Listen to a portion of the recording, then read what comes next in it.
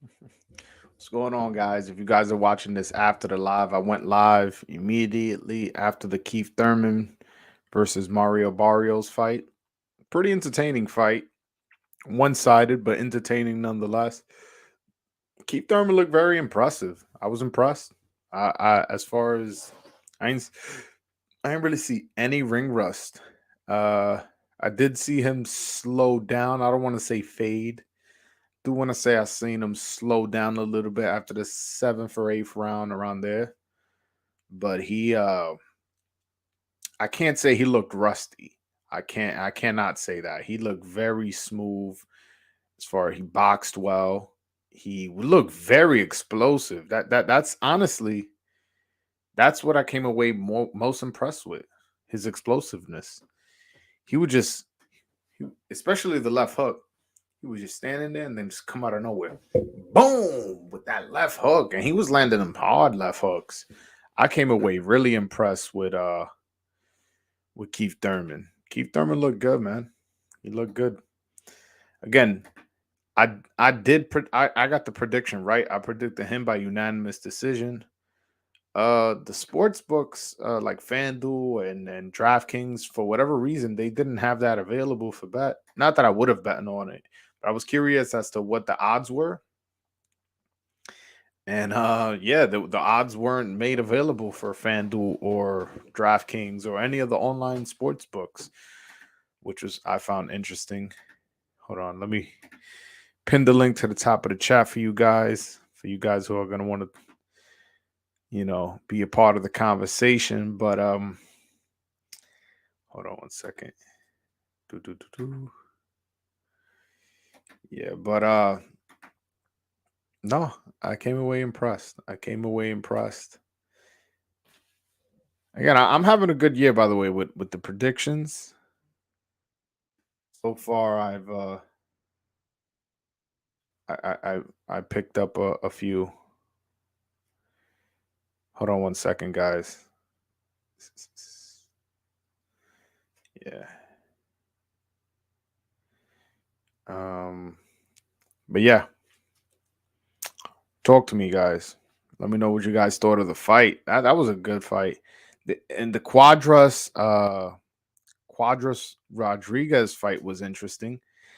I felt like I knew Rodriguez was going to win, Bam Rodriguez, but I just didn't know how he was going to handle that extra size advantage that Quadras had for him.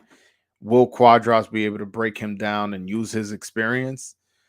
But no, it looked like he was the much sharper, harder puncher in the fight. Bam Rodriguez did look like. He looked like he was ready to go, and he looked like the better, more experienced fighter. He had more tools in the toolbox than Quadras. Uh, and yeah, he came away with the clear unanimous decision win, as did Keith Thurman, which is probably what you guys more want to talk about.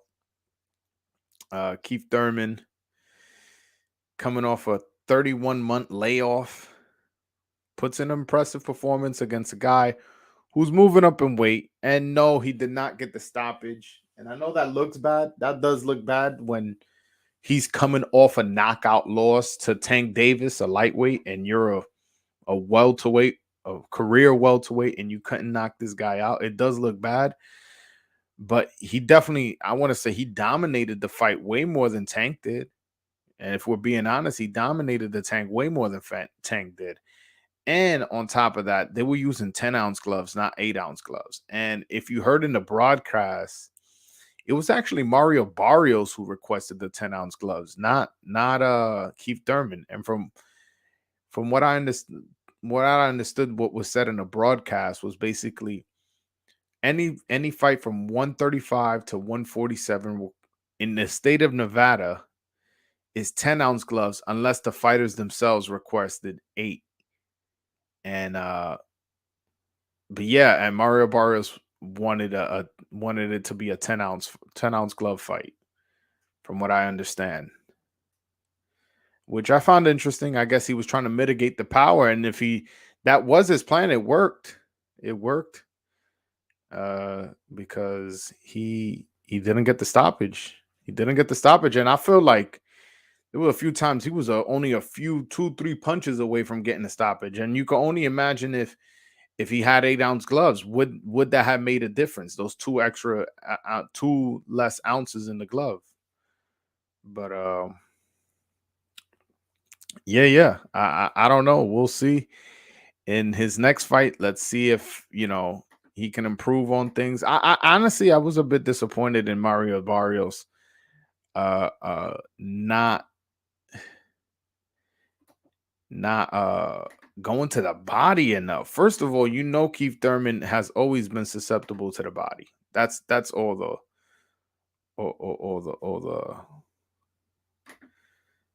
salam, big up. I don't know what salam mean, but big up. Shout out to you, General. Shout out to you. Damn, made me lose my train of thought. Yeah, Mario Barras, he didn't go to the body enough. We know Keith Thurman for being a body, having a weak body. And he actually did hurt Keith at one time to the body, but he didn't follow up on it. To me, that should have been the game plan from the start. What I didn't like is it looked like Mario Barrios knew he was a taller fighter and was like, okay, I'm the taller fighter, so I'm gonna keep this fight on the outside.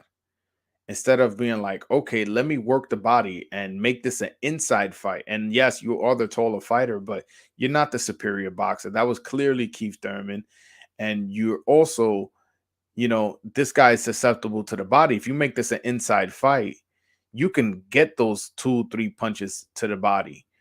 But I guess moving up in weight, it's hard for you to get inside on the bigger man. And the guy's naturally bigger. And so I guess I can see it that way.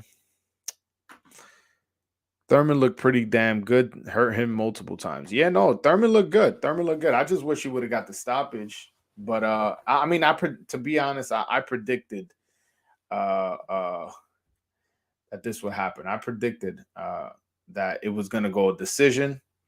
Yeah, I've been good this year. Last year, not so much with the predictions. So far this year, I've been doing good. last year I probably wasn't good in the heavyweights. I picked Wilder to beat Fury, and I picked Joshua to beat Usyk. But I was all right in other categories. But so far this year, I'm undefeated on predictions. So far this year. But yeah, let me know what you guys think, man. The link is pinned to the top of the chat if you guys want to have a conversation, man. For you, all you guys in the West Coast, it's 1 a.m. right now. I'm doing this live strictly for y'all, man. So shout out to y'all for the ones, or even the ones from the East Coast that are up right now, watching me. Shout out to y'all, man. I really appreciate y'all support. I really am. I really am. But yeah, man. Where does Keith Thurman go from here? To be honest, what I saw today, I think Terrence Crawford smokes that guy. Yo, pound for pound boxing, real news, my guy. What's going on, man? Shout out to you. But yeah, no, I as far as where Keith Thurman goes from here, I think Terrence Crawford smokes him. I don't think that would be a wise choice. As far as Errol Spence, I really can't say if he's ready for an Errol Spence because I don't know how much Errol Spence got left in the tank. That's just me being honest.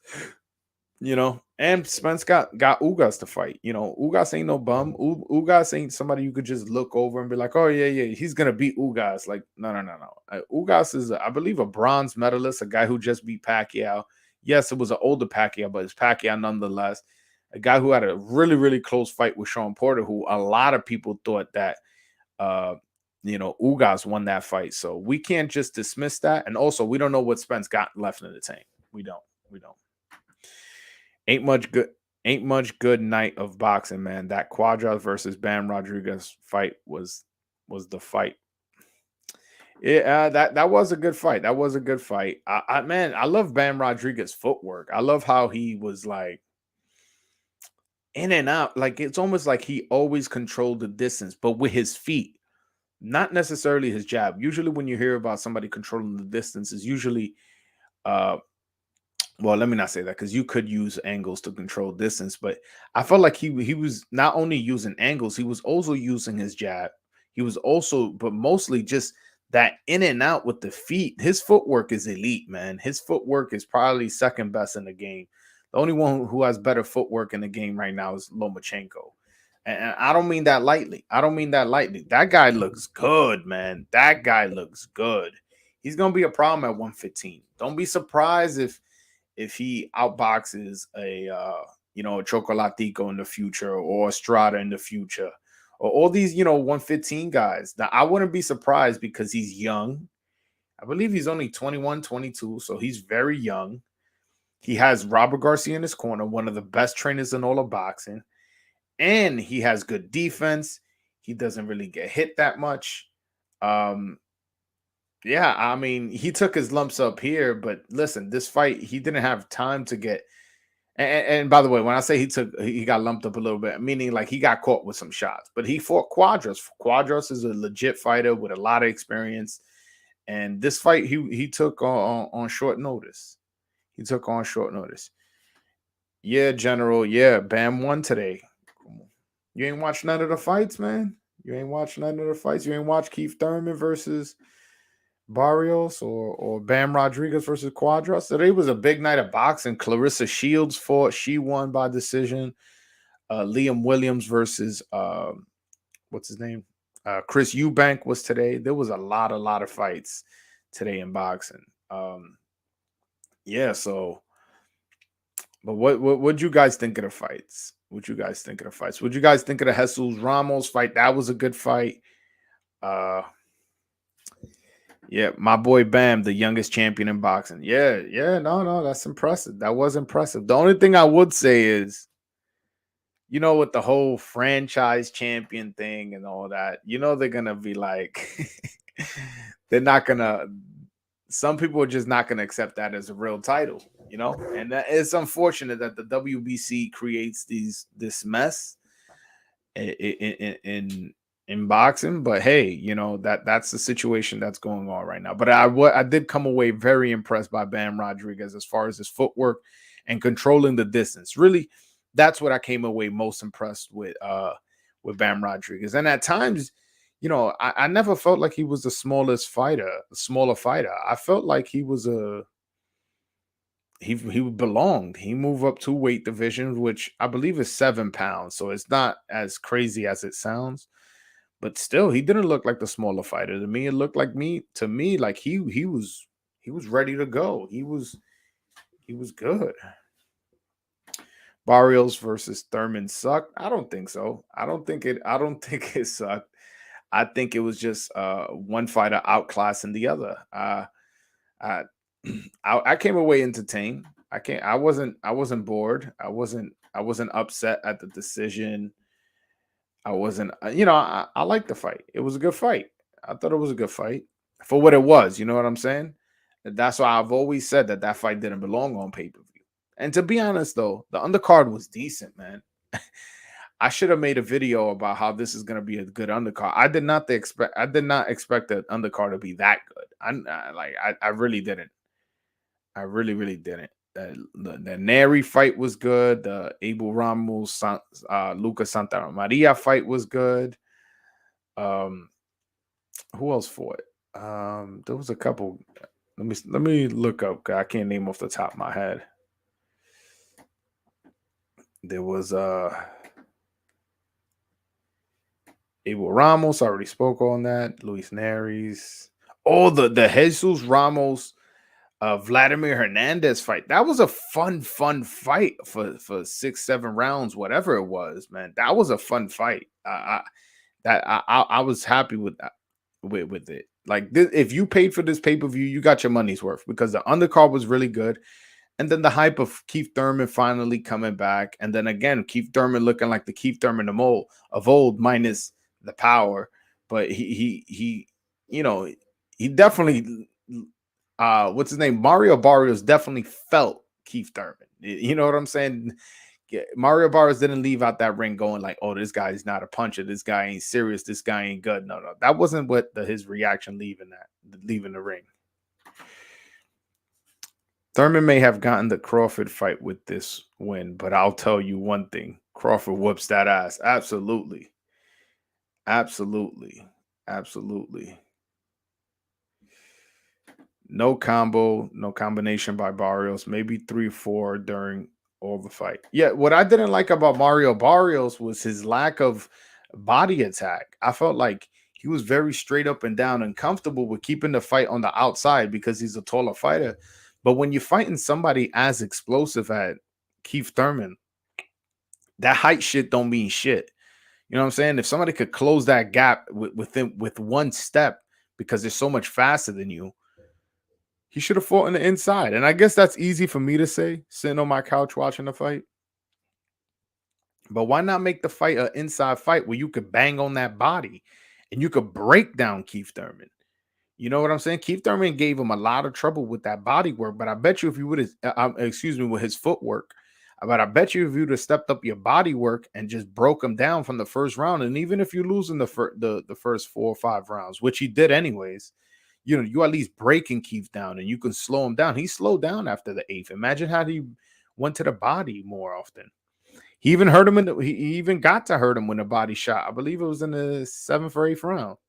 So it's like, one, you could have hurt him to the body earlier, but even if you want to say no, I just caught him with a really, really good shot that time. I can't hit him. I can't catch him with a shot like that every single time. But it's like, yeah, you can hit him to the body and break him down, get him tired, soften the body up where now you don't have to land your hardest shot to the body to hurt him. I don't understand. I really don't. I really don't understand what was his game plan. I didn't see Thurman versus Barrio, but it was just a case of a good welterweight versus a good light welterweight and not much more. Are you asking me? No, not really. Not really. Keith Thurman pretty much outboxed the shit out of him, to be honest. It looked like a great welterweight versus a good junior light welterweight because he outclassed him. Like Mario Barrios was not in Keith Thurman's class today. Keith Thurman won every single round but one, in my opinion. I think he won 11-1.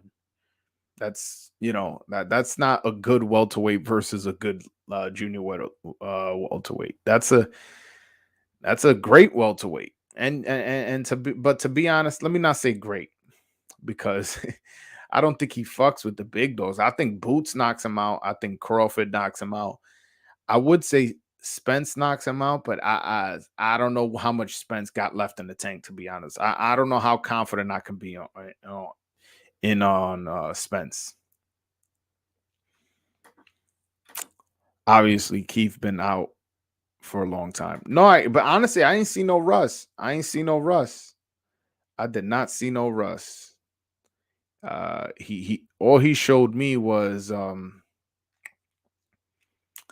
all he showed me was that he lacks a little bit of power, I guess. But I don't know. He said he hurt his left hand in the third round. He said it in the post fight interview because in the first 3 4 rounds, man, he was whipping that left hook. He was just leaping in, closing in the distance. Boom, boom, and even throughout the rest of the fight. But once he hurt that hand, he wasn't throwing it as much. But yeah, no. I like Keith Thurman's performance. Again, I wish he would have got the knockout, but him not getting the knockout is something I predicted. You know, I knew this fight was not going to go, he wasn't going to get the stoppage because one, Mario Barrios is a tough guy. That nickname of Aztec Warrior, that shit is legit. He is a fucking warrior. I have a lot of respect for that man taking that beating like that. And also, you know, Keith Thurman, he hasn't gotten a knockout in a while, and I didn't think coming off a 31-month layoff he was gonna get it, you know, against a really really tough dude in Mario Barrios. But ironically, I think this raises Tank stock a lot because Tank can always say, "Hey, listen, I knocked out Mario Barrios. Mario Barrios moved up in weight and didn't get knocked out by Keith Thurman, a guy who is a proclaimed, uh, you know, puncher that knocks people out, and all he needs is one time to land for you to get knocked out." He's like, "What? Like you landed plenty on Mario Barrios. Mario Barrios couldn't take what I was giving to him." So it's like I think Tank stock went up more so than Keith Thurman's.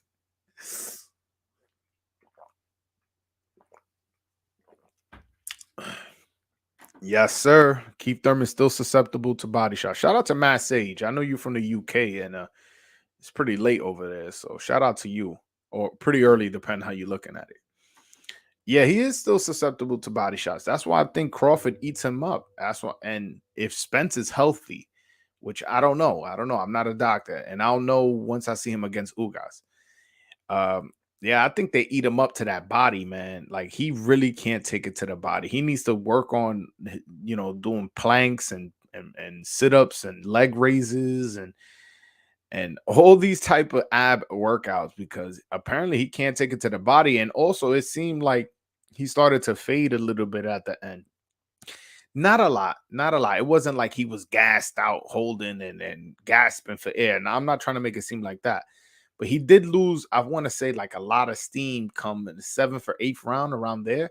He lost a lot of steam, and you can do that when you fighting Mario Barrios. But what's gonna happen when you lose a little bit of steam and it's Terrence Crawford and he has the dog, you know, you know, mean streak eyes on him and he's coming at you and he's switching southpaw and switching orthodox on you. How you gonna react then when you losing steam in the middle of a championship fight?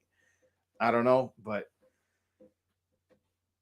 I find it interesting how the fight played out, and I find it interesting where does Keith land in the welterweight landscape? Who does he fight next? Who do you guys think he's gonna fight next? Let me know in the comment section or call in. Do what you got to do.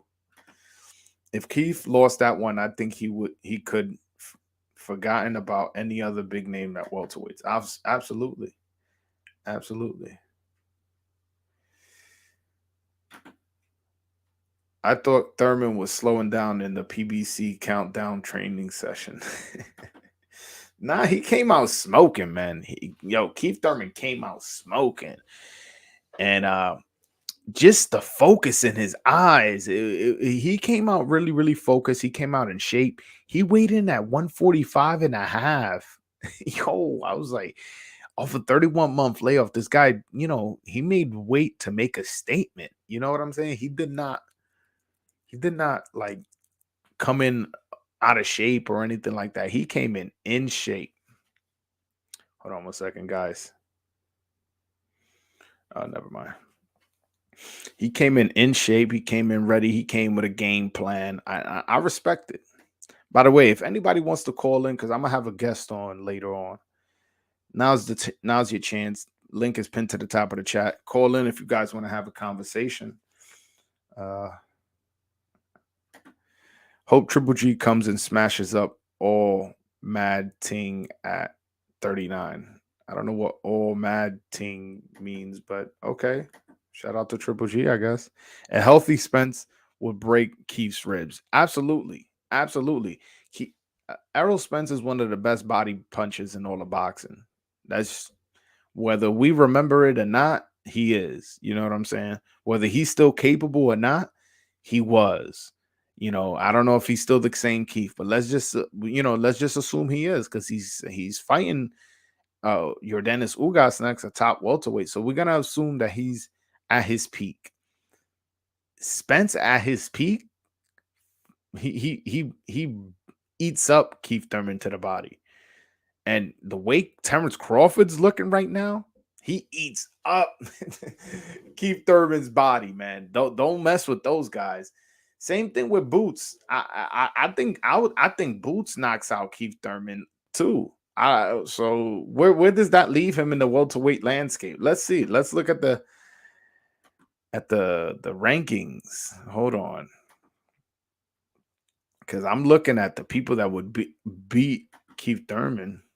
And I'm not even basing it off this performance. I'm basing it off of his ability to take a body shot. I don't think he beats Virgil Ortiz. I don't think him and your Dennis Ugas, that'll be an interesting fight. That'll be an interesting fight. All right, so here we go. These are the people I got beating Keith. Terrence, Spence, Virgil Ortiz, Jerron Ennis. And I don't know about him and Ugas. Him and Ugas will be a good fight. So I'm gonna say for sure those four. And then your Dennis Ugas, maybe. I'll lean your Dennis Ugas, but I can't. That's a 50-50 fight. So I'll say these four. So he's either fifth or sixth in the welterweight division as far as who could be who. As far as who could be who. Oh, Joel, I think that guy means he wants Triple G to beat up Chris Eubank Jr. Shit, that makes two of us, bro. I can't stand Eubank Jr. And people were like, why you don't like Eubank Jr.? Like, why, like Chris Eubank Jr., what he do to you? You know why I don't like him? Because he ducked Triple G. He ducked Triple G, and then since he ducked Triple G, Kell Brooks said, "You know what? I'll step up and I'll fight him." So he moved up from welterweight all the way to 160 for Triple G and got his face broken in and basically ruined his career after that fight. After that fight, Kell Brook was never the same, and I will always, always, always blame that duck blame that injury on that duck that Chris Eubank Jr. did. So if Triple G comes back and knocks the shit out of fucking Eubank Jr., I'll be happy. I'll be ecstatic if that shit happened. I'll be ecstatic. I'll be honest with you. Virgil Ortiz would knock Keith out. I agree. Because Keith, Virgil Ortiz is very, very aggressive, a power puncher, a mean fighter. I love me a mean fighter. He has that dog in him. And again, he worked with Robert Garcia, one of the best trainers. He left him. Now he's working with Manny Robles, another good trainer who trained Andy Ruiz to become heavyweight champion. So yes, I do agree. Virgil Ortiz knocks out Keith. It's a matter of age and ability to take punishment. Doesn't look like Keith can take it to the body. So basic, you saying he no match for Spence, but drop him then. I don't get what you mean. Yo, General, what's up with you need hooked on phonics? What's wrong with you, bro? I don't be understanding your writing. Thurman versus anyone in the top 5 loses. You think he loses to Ugas? Let me know. Yeah, no, I was speaking about that. Virgil Ortiz with Manny Robles is a good fit. I like it. No. I agree. That's a good fit. Manny Robles, he also did a lot of work with the Olympics, specifically the Olympic team that had Spence and Marcus Brown. I don't think they won a medal that year, but with Olympic boxing, you never know, man. These decisions back then, now it's not so much of a problem because the AIBA is not working with the Olympics anymore. But back then, there was some wild decisions. Yes, I think Ugas beats him easily. Damn, son. So they don't even think Keith beats Ugas. I mean, to be honest, I ain't see no rust today, but just because I ain't see it doesn't mean there wasn't rust. So, what if he improves a little bit better? One thing I did see is he's still explosive. He's still that same explosive Keith that we fell in love with. That explosive Keith that was dropping dudes when he was coming up, knocking dudes out, or hurting guys or dropping guys. He still had that. Did he drop Mario Barrios? Did he knock out Mario Barrios? No. But if he was a little bit rusty, and then his next fight he's not, with how explosive he looked, I don't know. I don't know if he can come back and knock somebody out. I wouldn't put it past him. Again, what I do put past him is that he can't take a shot to the body, man. That dude cannot take a shot to the body, and that also reminds me of Jason Rosario from he fights at 154. He got knocked out by a jab from Charlo to the body, and then he got knocked out in his next fight against Eric Salubin to the body. Is like there's some fighters who just can't take it to the body, no matter what. Later, homie, the kid and I are Las Vegas based, so we're now heading down Mandalay Bay Casino to see what interviews we can get. Yo, shout out to wait a minute. Interviews you can get. I know you a boxing YouTuber. Let me know. But yeah, no, shout out to you. Thanks for pulling up to the chat. And yeah.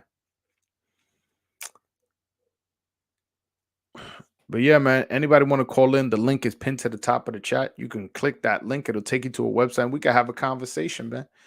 Face to face, mano a mano, whatever y'all want to talk about, man. If y'all want to talk about that Quadras Bam Rodriguez fight, y'all want to talk about Clarissa Shields showing her head movement and showing those beautiful defensive skills, we could talk about that. We can talk about Luis Neri looked real good today on the undercard. If you guys want to talk about the undercards, we can also do that. Um, Jesus Ramos, Abel Ramos. We can talk about all of that. Anything you guys want to talk about as far as what happened today, let me know. Call in, click that link, and we can have a conversation. Erickson Lubin has improved a lot since the Charlo fight. With that being said, I think Charlo knocks him out in round 2 next time. That's not fair. Listen, that's not fair. First round knockouts are a bit deceptive, to be honest with you. The reason I say that is because a lot of times when you get knocked out in the first round, it could be you just got caught with a lucky shot. It could be that you just got caught cold. And I'm not saying that's what happened against Lubin, but I'm not dismissing that that could have been one of the possibilities. And again, yeah, he gained experience since then. He's fought a few fighters. Let's see how many fights he's had since then. You know, he knocked out Jason Rosario. And if I'm not mistaken, he knocked out Jason Rosario in faster fashion. I want to say that's true. I want to say he knocked him out quicker than Charlo. Now you can say like, oh yeah, of course, but that was after Charlo beat him. But it's not like, you know, he's chinny. I mean, like it's to the body. He's knocking him out. He knocked Jason Rosario out in the 6th, and yeah, it took Charlo into the 8th to knock him out. So, you know, he knocked him out in quicker fashion. And he's had 1, 2, 3, 4, 5, 6 fights since that first round knockout to Charlo. And hey, I wouldn't put it past he comes back and beats Charlo. Now, one thing I will say about Erickson Lubin is that he does seem a bit small for the division. I feel like he needs to move up. I don't know. I mean, move down. He does seem a bit small. But hold on, I got my guest here. Yo, Ezra, what's up, my brother? Sorry, running a little bit late today. Can you hear me? Yeah, I can hear you fine, man. Cool. You on your computer? I'm on a computer today. How you like how it looks? It looks good. Yeah, it's a good setup. It's a good setup. I like it. So what you think of that Keith Thurman fight, brother? He looked good early. Right. I was just speaking on that. It's like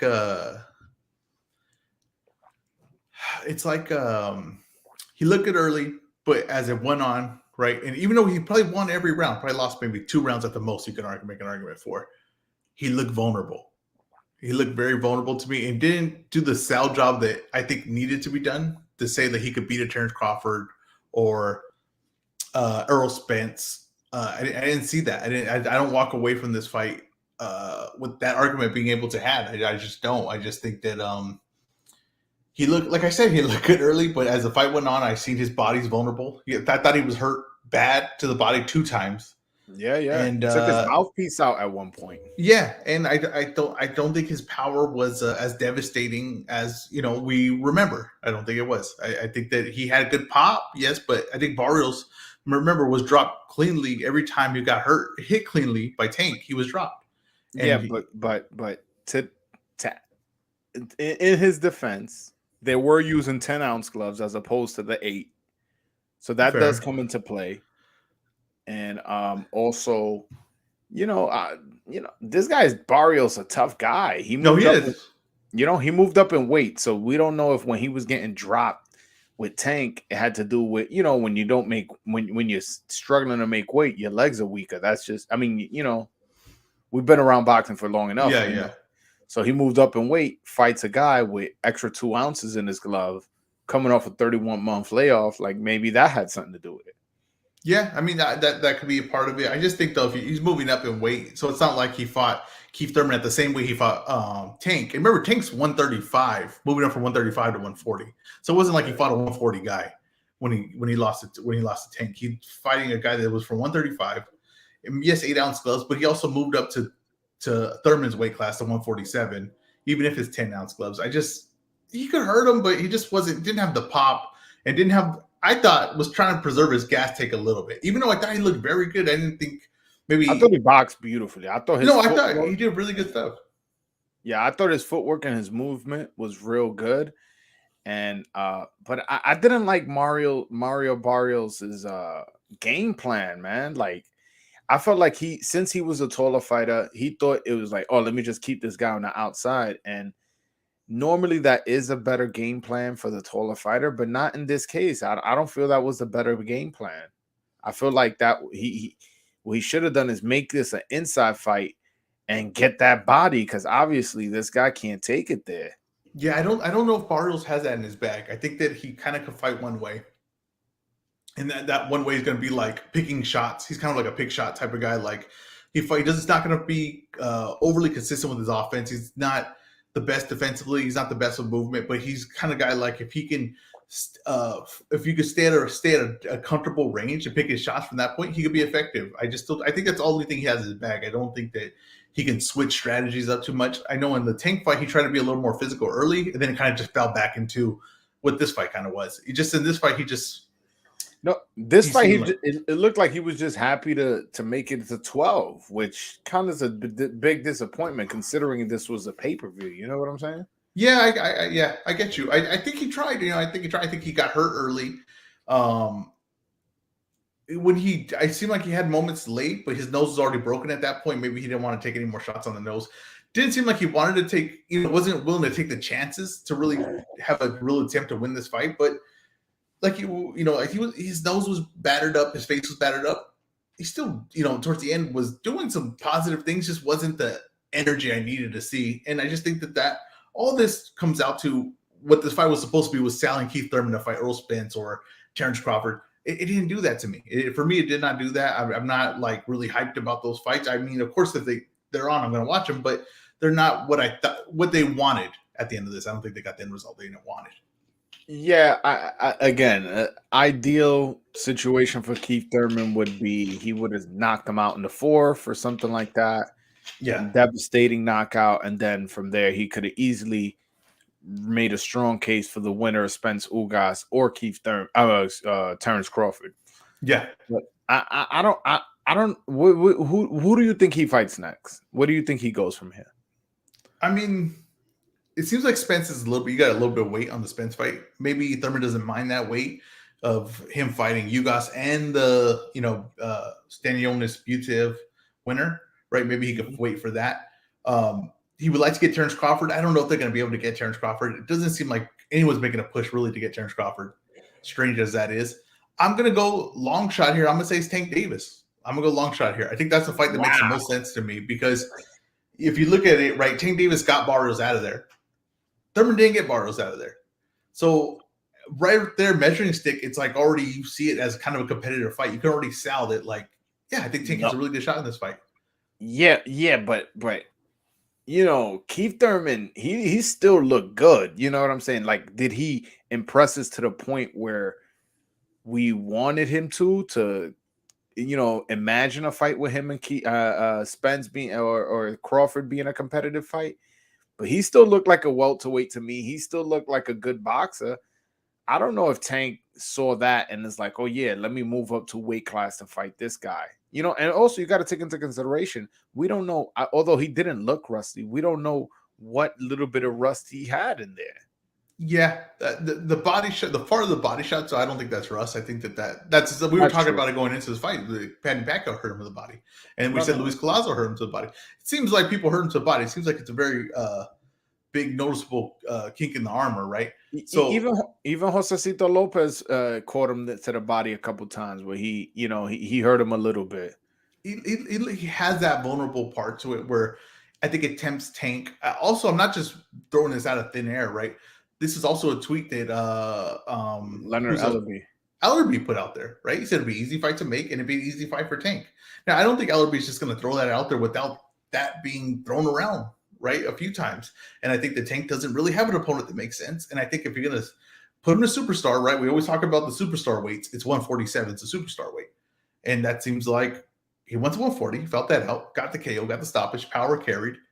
Now he's going to fight a guy that just fought the guy he KO'd at 140. And he couldn't get him out. Decision. Yeah. And he's going to say, I think I could outgun this guy. That's very interesting, man. That's very interesting. But the only thing that I don't like about that is that it still freezes out Terrence Crawford from having the big welterweight fights. Yeah, I don't like that either, and I wish Terrence Crawford just get in there, but it just doesn't seem like they're pushing that. Because if they were pushing Terrence Crawford, it'd be mentioned today. It'd be some kind of build up for it, but it wasn't. There was nothing of that. Now they mentioned him in the rankings, but so what? If you mention rankings, you have to mention Terrence Crawford. Doesn't look like they're going in that direction. It's unfortunate as it is. I don't think we're going to see that. So I think that they're going to think, what do we do with Thurman? And I know Spence is kind of busy for for most of the year. I think the Tank fight makes a lot of sense. I think it'll sell a lot of pay-per-views. I think it'll be a huge buildup. And with Thurman talking and Tank moving up, it reminds me of Pacquiao De La Hoya. Reminds me a lot of Pacquiao De La Hoya. Damn. I mean, shit. Hey, listen. The more you talk about it, I'm like, if Tank just focuses on the body, and he's short enough, ironically, and I'm speaking short as a positive, not as a negative. Well, he's already close to the body. He could smother Keith's work, and all that movement that Keith was giving Mario Barrios trouble with. Tank has just as good as footwork, if not better. So if we're doing the whole dance and move and shit, all right, let's see who has the younger, fresher, faster legs. And if you notice too, like even when Thurman was having his most success tonight, he still got caught coming in a few times, like early in the fight. Yeah. Like he got caught coming in a few times. So I just think that they see that, and these are the guys that are as far as the money team, they kind of know like what needs to be done to make someone to follow the Floyd blueprint in some way, right? And the Floyd blueprint, not as far as early in his career, but more the second half of his career, as far as when he fought De La Hoya and he moved to 147 and he was more consistent there. I think that they know that Tank needs a name and they need to move up to fight at that weight. I think that's the weight that they want to be at, and that's why they did the filler at 140. They don't just go to 140 for no reason to fight Barrios. There's a reason. They're trying to fill it out, him getting to that weight class. No, I thought it was because he had a WBA regular and they want to call him a 3-weight division champion, because I think that's more what it was. But I didn't think about it how you thought about it. Like if he's really moved up in weight to get a feel out, I find that interesting, man. I find that interesting, especially if they make that fight. And I think we all know that fight sells. I think we all know that. That fight sells. That fight sells. Sells big in Atlanta. You imagine? Yeah, it'd be huge. Yeah. No, I like the fight. I like the idea of the fight in terms of I don't want to say spectacle because that makes it sound negative. Like in terms of an event, like I like it as an event. As far as a fight, I would rather see Tank fight Loma and Keith fight Boots or Virgil or Spence or Crawford. I'd rather guys fight the guys in their divisions. The only time I really like when guys move up is like when there's nobody in the division and they pretty much wiped every like if Canelo moved up to 175 and fought Beterbiev, or I wouldn't mind because he cleared out 168. It's like, well, next thing is to move up one weight class. I think there's like when I look at boxing, and I'm not always like I don't think this is like always the best thing, but this is just the way I look at it. Like the guys with no names, they compete in an actual league, right? Like that makes sense. I really believe that. Like they follow the rules, they go up the ranking system, they do all these things. And then you have a guy that's with a name like Tank and a guy with a name like Keith Thurman, and they're just going to do whatever the hell they want, and it's going to be random and whatever. That's why I think fights like this happen. It's because they're not going to play by the rules. They're not going to go through ranking systems or go through belts necessarily, or even go through all the weight classes. They're not going to do that. They're just going to find the fight that makes the most money, and they'll fight each other. And that's why I think this is possible. No, you're right. You're right. Since I've started my YouTube channel, one thing I've learned more so than I did when I was just a regular fan was that motherfuckers really just don't give a fuck about legacy or what the fans want. They just care about the money. Mm-hmm. You know what I'm saying? And it took me a while to learn that. I learned it, and it's the truth. If they're gonna do whatever makes the most money. Now, the only thing I will say is that does seem like a I don't want to say high risk, low reward, but for Keith, it does look like a lose-lose. If he beats Tank, it's like, well, he beat the smaller fighter. Mm-hmm. And if he loses to Tank, it's like, come on, you lost to a lightweight. So if I'm Keith, I'm staying away from that fight because it's a lose-lose situation. I think it's a massive payday for him.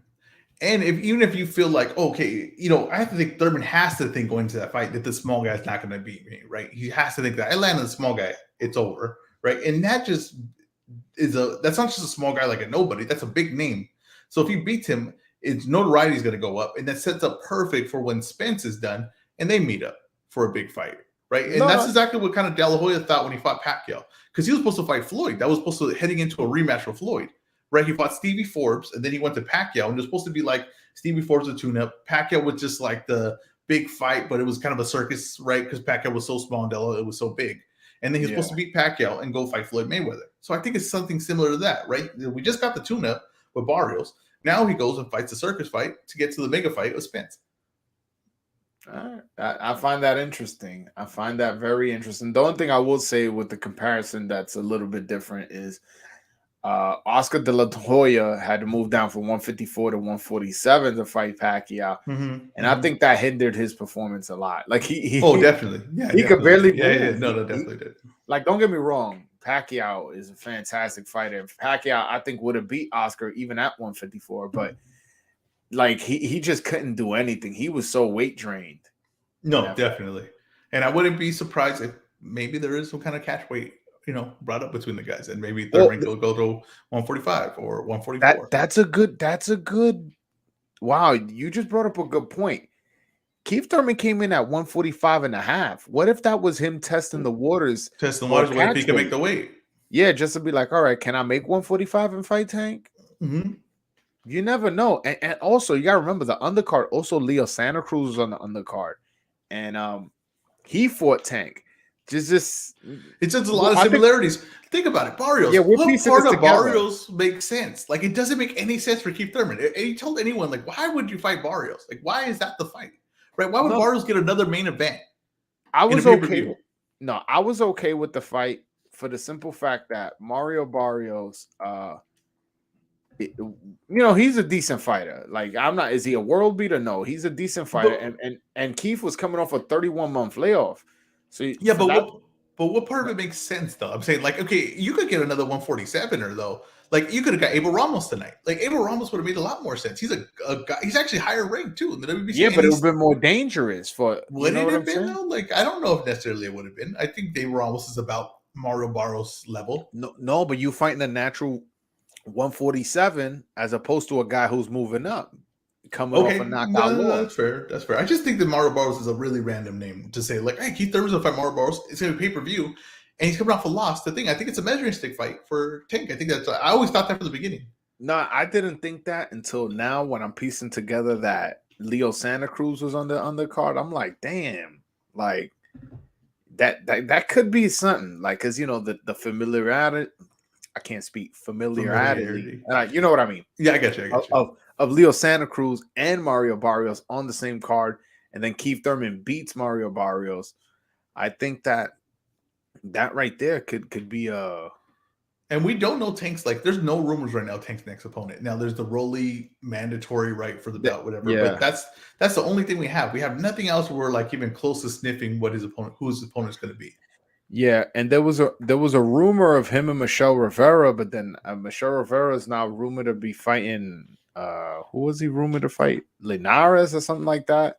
Well, Linares just signed for a fight today. Oh, you're right. You're right. No, but he was rumored to fight Linares. That would have been a good fight actually for Michelle Rivera. Yeah. I mean, but we'll see. We'll see what transpires in the Michelle Rivera is a cover band act, and I don't appreciate that part of his game, but he's just a cover band act for Ali. But yeah, that everybody hates that. Yo, you know what's funny? It's funny. My father knows his father.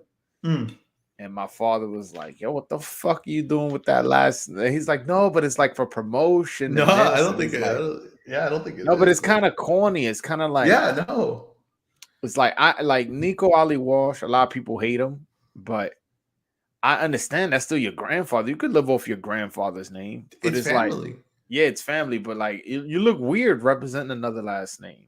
Yeah, well, I just telling you, like, I know Guns N' Roses are a big band, but Pistols and Tulips, I'm not too excited for when I go see in a concert. So that's what I'm seeing, Pistols and Tulips with.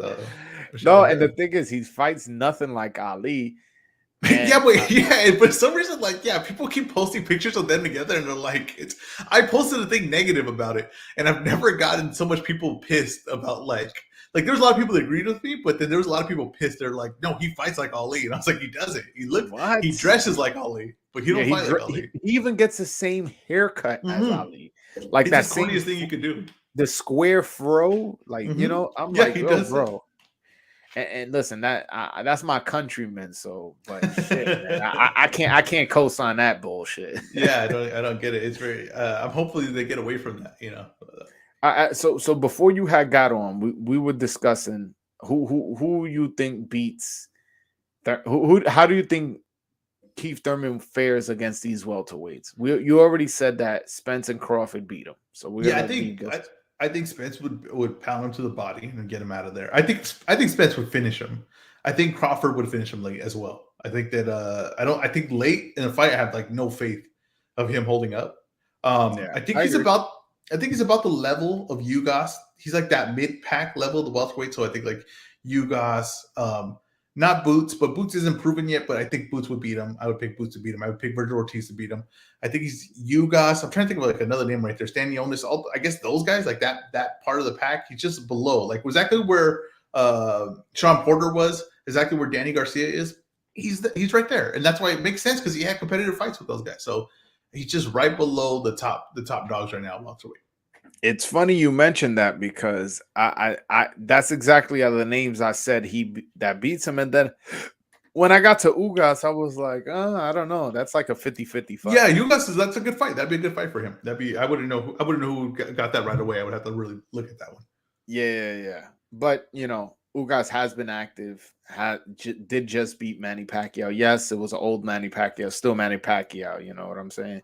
Well, Manny I'll tell you the Thurman that fought Josecito Lopez, right? The one that fought Josecito Lopez was worse than the one I saw tonight. So Of course. I saw worse ring rust on him before. No, Was that fight? the thing that I came away super impressed with Keith Thurman, and for the most part, I came away with his whole performance. I was impressed with, to be honest with you. Yeah. Like, yes, I'm nitpicking. He did get hurt to the Mhm. body. Yes, he did lose some steam, and I'm criticizing him in those aspects only because I'm comparing him to Keith Thurman and Spence. But overall, I came away impressed, especially how explosive he was, is specifically the left hook. That Yes. left hook, he was just jumping in. It was like he was closing in the distance on Mario Barrios faster than Mario Barrios could blink. You remember when they first announced this fight, they showed him training. Remember he looked really slow on the bag? Yeah, but he had said that he was training with weights or something like that. Yeah. Right away, like I was like, all that videos and all that, I will never believe training camp videos ever again or something like that because he looked fast, he looked powerful, he looked sharp. I was like, man, when I had broke down this fight, I pictured that he was going to struggle in the middle rounds. It really didn't. He didn't really. I wouldn't say struggle in the middle rounds. He did get hurt later, like like going into like the fourth part of the fight. I guess I don't know the fourth quarter of the fight. He did get hurt in the body, but he looked good. He looked sharp. He looked his pinpoint. He everything he did. The one thing I started noticing was like, okay, he's hurting him, but he's not going to that next gear. Like I was like, he's kind of like reserving something in the tank, and maybe that's because he hasn't fought in a while, and he kind of wants to see is he kind of wants to see what his body's going to feel like. Maybe I was like, okay, I can see that. But then he gets to the body, and I'm like, oh no, he knows that something's not. Something is. He needs to reserve a little bit of the tank. Yeah, which disappointed me a little bit. Yeah, well, if that didn't happen, we'd be a little more excited for the fight. And I didn't mind his movement. I loved his movement. His footwork and all that. But there's ways to punch as you're moving, and there's ways to punch hard as you're moving, especially when you're sliding this way, where you could throw that left hook, you slide that way, you throw overhand right. I felt like he would have his hands here to protect his body, and then just slide out like that. And then when Barrios would go to the head, he would dip and dodge, and it's like, all right, I get it. Like you don't want to get hit to the body, but you still gotta let your hands go. You know what I'm saying? Yeah, and I was really frustrated with Barrios because I thought there was like opportunities there, and he just like did not capitalize on them. But like I said, I don't know how much damage he took earlier because he was getting hit with some pretty clean shots. There was a point where I thought like they're probably gonna stop us in the corner. Yeah, I agree. By the way, I did have those same feelings as well. Um, but at one point, I want to say it was in the eighth round is when Keith Thurman started, slowing down. Yeah, He has said one time, he goes that, it's a race to seven. Basically, it's a race to win whoever wins 7 rounds. So I yeah. don't know if it was after the eighth round, he realized I got this fight in the bag. Let me just not fuck it up for the rest of the Well, in fight. the eighth round's the Like, one where he got hurt to the body. So I think that's where it yeah, all turned around for him, where he was just like, I'm gonna not really take that many chances, do enough to win these rounds. But it's just crazy. Is there a way to increase punch resistance in your stomach? Is I doing mean, ab workouts? sit-ups, right? Yeah, sit-ups. Like they said that a lot of people are always like in boxing, there's 1,000 different theories on what's really working and what's not Yeah, yeah, working. yeah. But yeah, I mean sit-ups. But there's some guys that just can't take body shots. And when I got on here, I believe you were talking about Jensen Rosario, right?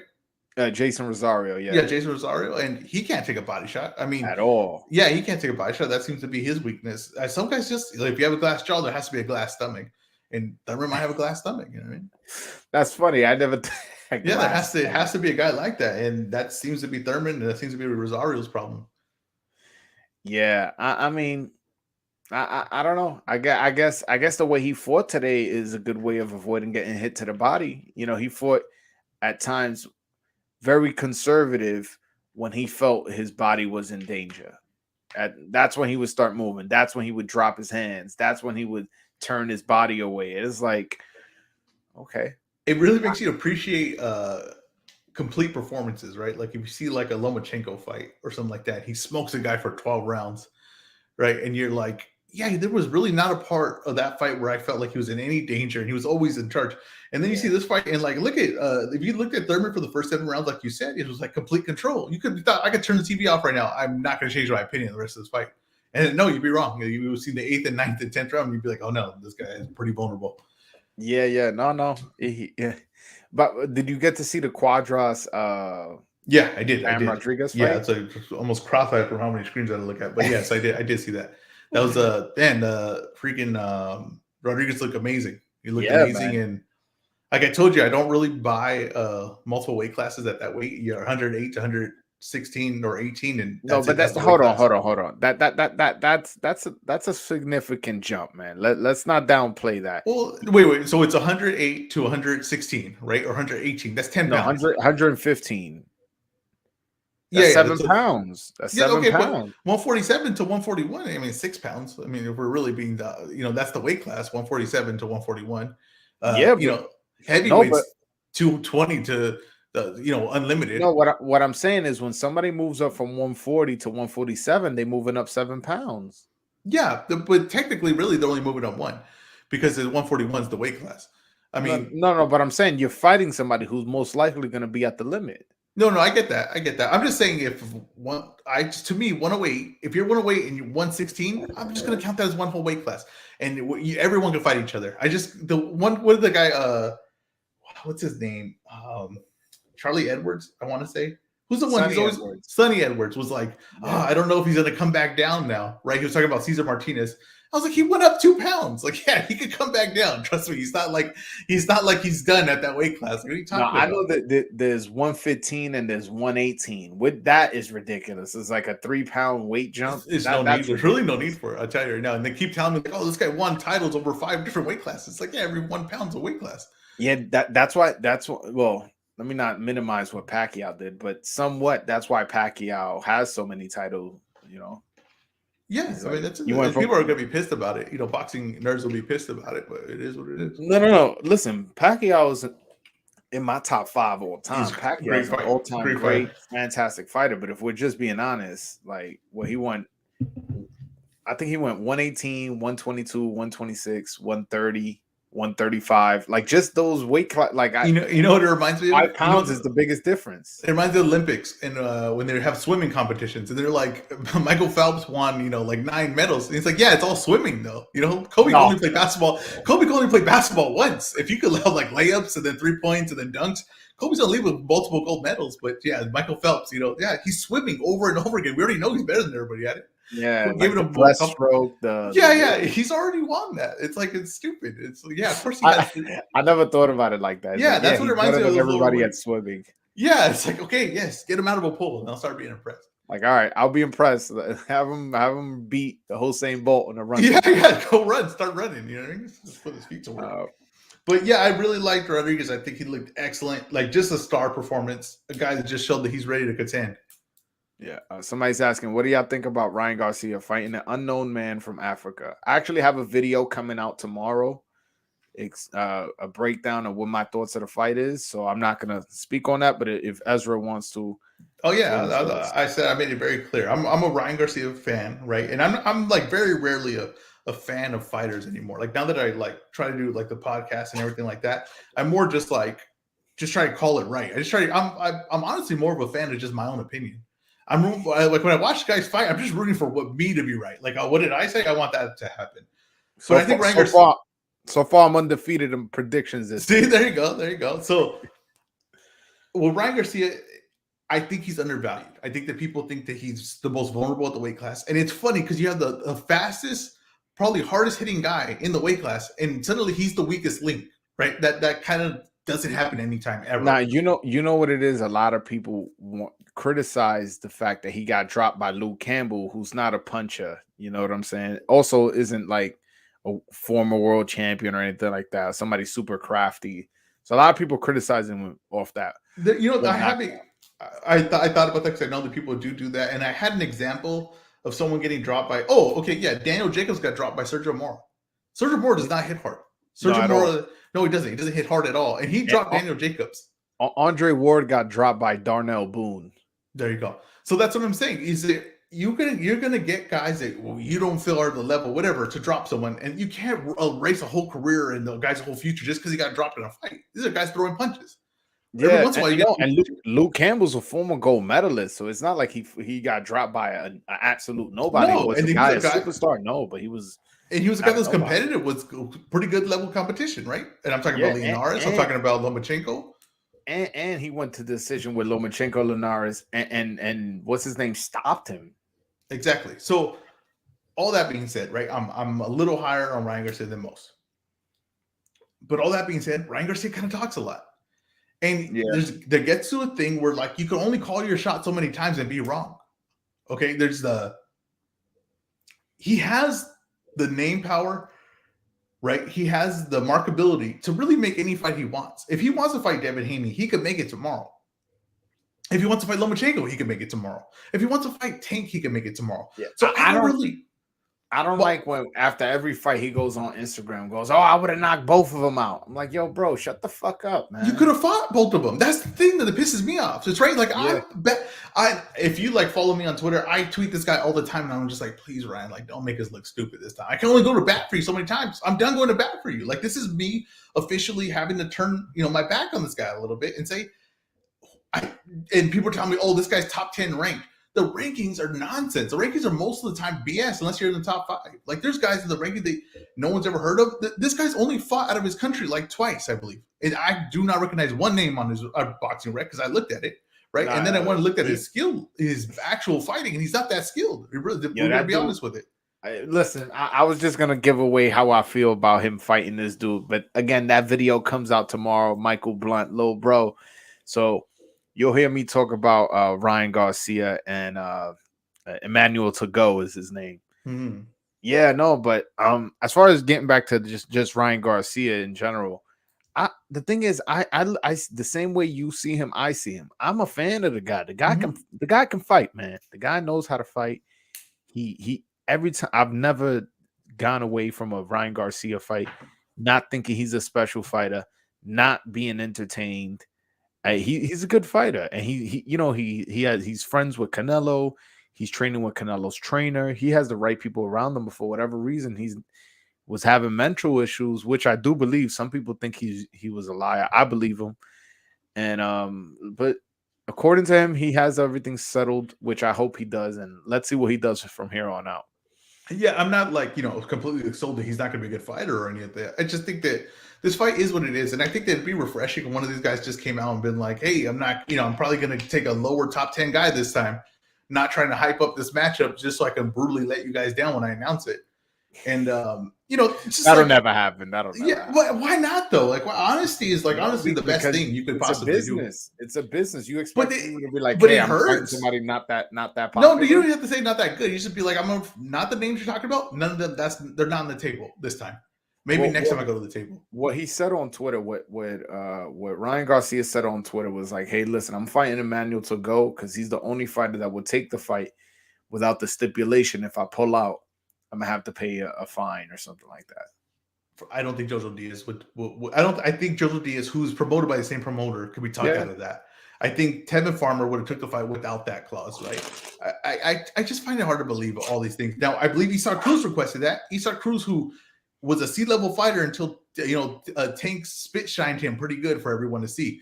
But yeah, he would have wanted that, right? Which was ridiculous. But I think Tevin Farmer would took the fight, and people would tell me, well, Tevin Farmer isn't even ranked, or he, has been out of boxing. I don't care. He's a bigger name. And just on my eye test alone, he's more skilled than the guy you're no, fighting. yeah, he got skills. Tevin Farmer got skills, Yeah, man. if people forget that Tevin Farmer was being sold by HBO as one of their next guys, and then he got No, robbed.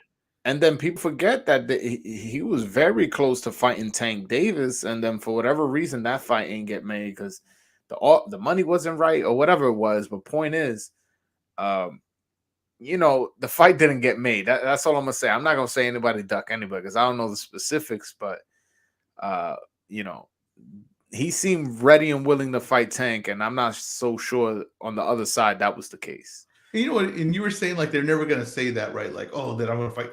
You know what? This guy's promoter said it. I forgot. He said it on the Chris Mannix podcast. He said, "I want a light touch for Ryan Garcia." He said it word for word. And Who Oscar said that? no. What's the other one? Eric Gomez. Eric Gomez. Eric Gomez says, "I want a light touch for Ryan Garcia on this fight back." Right? He said, "I want a light touch." And Ryan Garcia's out there talking like, "I'm gonna fight Tank. I'm gonna fight Cambosos. I might fight." It's like, what the hell's going on here? Like, why even do all that? It's just a waste of energy. Like, don't do that. It does not look good. Just be like, I'm coming back. Get ready for the comeback. You know what? You know what? I might just give Ryan Garcia a break up until his fight. I need to see him fight again because one, I do enjoy his fight. But he's gonna look good. I think he's gonna look good. Yeah, and I hope he does, and I really do hope he does because I think he's good for boxing, man. He's a good-looking kid. He scores knockouts. He has a great presence on social media. I think he's good for boxing as long as he doesn't do that pulling out bullshit that he's been doing. Yeah, I mean, yeah, that's fair. Yeah, I kind of like. I think he has a bad rep with the pulling out part of it too. He's done it twice. Yeah, he's done it He's twice. He's actually been more active than Earl Spence. You know what I mean? Who doesn't have that rep? But yeah, no, but Errol Spence only pulled out once because of an eye surgery. And no, I get that. And people were giving Spence a hard time. I remember making a video going, "Damn, like you guys are being fucking hard on him." Oh, I get that, and I wasn't being hard on him at that point, but I just like we talk about like Ryan Garcia, if he hasn't fought in so long, Earl Spence has been inactive longer than him, and so has Keith Thurman till this point, till today. Yeah, I mean, listen, the guy has a fight scheduled. That's exciting for me, to be honest with you. I'm looking forward. I have that date penciled. See, that's what I'm saying. See, he didn't even need to give you that hype of what opponent. You're excited, and it's Tago, or is that am I saying that right? Is it Tago or Tago? To go. I listen. I'm not from Ghana, so sure. I'll All just right, say you yes. say Tago, I'll say to go. I don't really think There there's you a go. difference. Tago to go. Yeah, but see, he's fighting that, and you're still excited. I'm still excited. I'm still gonna watch the fight. But I just think that it's a real letdown when you give me all these other names that I think it could be. Yeah, no. The thing is, I'm excited for this because he's coming back, and it's gonna lead to him fighting a Haney, a Loma, a Tank, or that's pretty much all the names at 135 because Teal's moving up to 140 or whatever his situation is. But yeah, like that's why I'm excited. I'm not excited necessarily to see him against to go. I'm excited to see him knock this guy out and then potentially, get one of those fights. Although I don't think that's his next fight after see, that's what I'm saying. Yeah, but see, that's what I'm saying. The ball's in his court for as far as getting a fight, he could get it. It's the ball's in his court. It just and if I'm not mistaken, in WBC, he's ranked number one. He's ranked number 2. I think number 2. I think he got dropped for a little bit. But he's the WBC interim, right? So he could petition at any moment to become Devin Haney's mandatory. Yeah, Oh that's my what I'm goodness. saying. He could be. It's all up It's to him. It's the it's yeah, the yeah, no, and then he has such popularity, he can leverage that, but apparently he's not. He just needs to get in the ring, man. That's the thing. He needs to get in the ring. He needs to get in the ring. yeah. I don't know. Well, like I said, I'll be excited for the fight and be excited to see what he can do this year because he has possibility to do some good things this year. He could Yo, he could he could end up the undisputed if he plays his cards right. You know what I mean? He could no, end up you're undisputed. right. You're right because he could beat. Let's say he gets the Cambosos fight. Oh no, well Camboso's gonna fight before him. So let's Yeah, say well, he let's say after to Cambosos go. gets a tune-up as well. Say Cambosos gets a hometown tune-up. Yeah, And if he then they gets a both meet hometown up, tune, which is what they're trying to do, right? They're trying to make it seem like that's what's next. We'll see, right? We'll see if that happens. But if he gets a hometown, Cambosos gets a hometown tune-up, and then they meet each other, and you would think that Cambosos probably thinks that Ryan Garcia is the most vulnerable guy because everybody seems to think that. And Ryan Garcia thinks I could beat this guy and get all the titles and not have to worry about this anymore. No one could be like, well, he's never I, been world champ. the only thing I will say is that man, Cambosos look real crafty against Teofimo. Like Ryan Garcia shouldn't just look at like, oh, I'm gonna just knock this guy out. I don't think that's how he should look at it. I I'm not think saying he doesn't, no, but I think everyone in the weight class is looking at him like that, even if it's incorrect. I think everyone in the weight class is looking at Cambosos that way, and I think everybody's looking at Ryan Garcia that way. So, yeah, I don't think and I that's a think wise no, I think they might be both way to go incorrect about on it. it. Yeah, I think they might both Yeah, be yeah, yeah. I incorrect on think it. that I think again, Cambosos, we do need to see more of him to know how serious he is. But again, what I saw him do against Tio, it didn't seem if he can fight like that, he gives everybody trouble. Everybody trouble. I'm not saying he beats everybody, but he gets everybody trouble. That's Yeah, I not a guy agree. you underestimate. I agree. Now, but I wouldn't be surprised if one of the guys goes in there and sleeps him in 2 rounds. Then I also wouldn't be surprised. Like I told you, I don't know what to expect from Cambosos. I don't know what he is. I would be surprised if Loma or Devin knocked him out in 2 rounds. I'd be I would surprised if be. Devin knocked out anyone ever. If Devin hit someone and he went to sleep, I'd be like, I did not see that coming. You know, it's funny, right? The guy that to go that's fighting Ryan Garcia, Mm-hmm. he fought Mason Menard, Okay. and Mason Menard has been knocked out by every single fighter he's fought except to go. Okay. Teofimo knocked out Mason Menard in 1 round, Okay. and Devin Haney, who's not a puncher, knocked him out in 9 rounds. So it's like How much knockouts does Chaco have? not a lot, not a lot. I'll find out for you right now, but definitely not a lot. I remember checking the guy. I you know what, you gotta end up making me give up. The guy can't fight, man. I just ruined your next. I just ruined your next Yo, video. fuck, man. Yo, like I'm like, yo, what the fuck is? How is this guy 32-1? He has 15 knockouts, Okay, and all his 32 fights wins, are in 15 Ghana. knockouts. I'm So pretty he sure has a besides like two of them. 45.45% knockout ratio. It pissed me off so much because people kept telling me, "Well, he is number 10 in like the rankings." Like, so what? Like, who gives a damn? We know how crooked those are. Like, what are you talking about? Hold on. Let me see. Is he ranked in the Ring magazine? I don't know. He's number 10 for whatever belt that.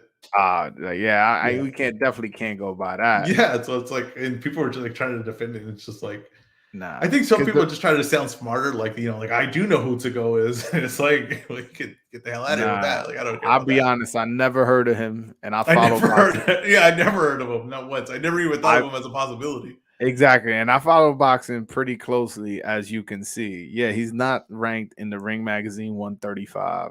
No, of course not. Because Ring Magazine just does the top 10, right? They just do their top 10. Yeah, Yeah, he only gets ranked when you do like 4 different top 10s, and then he happens to be number 40. But there's like split up in 10 different things. Yeah, I believe he's top 10 in that 100%.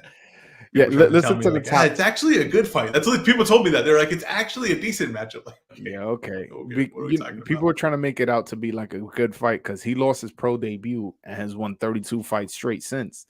But I seen the guy fight, man. Like, Yeah, he's not good. That's another thing too. Is like I would back it up if I seen him fight and I was like, oh, this guy's actually gonna be a good fighter. Like this is actually what I go. No, I saw it and I was like, nah, this dude is not a high level fighter.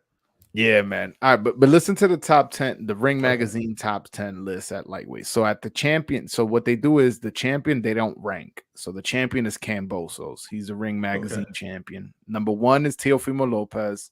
I guess they haven't gotten the memo that he's moving up. But number 2, Lomachenko. No Number problem. 3, Devin Haney. Number 4, Javonte Davis. Number 5, Ryan Garcia. Number 6, Isaac Gonzalez. Number 7, Joseph Diaz. Number 8, Jorge Linares. Number 9, Richard Comey. And number 10, Javier Fortuna. Yeah, that's good. That's a solid. That's Yeah, a right. solid top 10. That is perfect. That's what I always tell people. Yeah, I'm that's like, just perfect. go by the Ring Magazine rankings. Like that, they like obviously are they perfect? No, but for the most part, they never have egregious fucking rankings. Because like they'll never have the manual to go and or some Number 10. It's number 10 10 or actually. something. They won't do some shit like that. Yeah, well, Magnus Ago was actually number 10, so it's actually a good matchup. That's what I think. Look, somebody wrote, I don't care if it's not a real belt. How did to go win the IBO championship?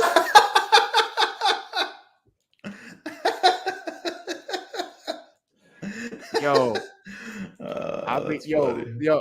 I don't know how the commission allowed that. And I'm not even being funny. I know that sounds funny, but how the commission allows somebody like that to fight Ryan? Yo, Ryan's a power puncher, fast hands, and this guy, and he's also coming. He's 33 years old, and he's coming off I think a 17-month layoff. Who, Ryan Garcia? No, to go. to go. go. He's more inactive than Ryan Garcia. and he's 10 years older. Oh, that's hilarious. Yeah, I don't know. You know what I mean? I don't know. And I just hate when people really try to act like this is the fight. This fight actually makes sense. It's like, okay. Nah. That's See, freaking funny. The fights I wanted him to have, Jojo Diaz. I was okay with Jojo Diaz. I was okay Jorge with Linares, Isaac Cruz, Michelle Rivera, even a Richard Comey. These are the fights I would have been okay with. I would have took a Luke Campbell rematch over this one. I'll be honest with you. I would have been like, just run that back. That's fine with me. Nah, I don't know about that one, but Richard Comey would have been cool too. But like, yeah, it's a hard sell because I mean, how hard could it be? They're selling to go. What the fuck is to go? Yeah, that's true. But it's just like because you just seen him get beat down by Lomachenko. I guess I don't get. I always thought I was like, why didn't Devin Haney fight Luke Campbell and then just be like, oh, I beat him better than Ryan Garcia beat him? Like I don't understand. That's the oldest trick in the book. Like why don't people use that more? I don't get it. I mean, he chose to go to Jorge Linares route, and that was good. It worked. No, it wasn't negative. I'm just saying that I just always thought Luke Campbell's a good fight for him, and I was like, why not take that fight? Because I think he didn't fight Linares next. He fought Gamboa. No, it wasn't. Ryan fought Luke Campbell, and I believe Haney fought Gamboa. They were right next to each other when they fought those fights. Oh, okay. I could have sworn it was Linares next, but Devin Haney. Damn, I lost track of what I was gonna say. Oh, but he has that. He fought Jorge Linares to have that common opponent with Lomachenko. Yeah, yeah, but Lomachenko did get dropped by Linares, but he ended up getting the stoppage, and Devin Haney didn't get dropped, but he got hurt. He got hurt. But he got hurt way more than Lomachenko did. It wasn't because he didn't touch the mat. He was way more hurt. He was.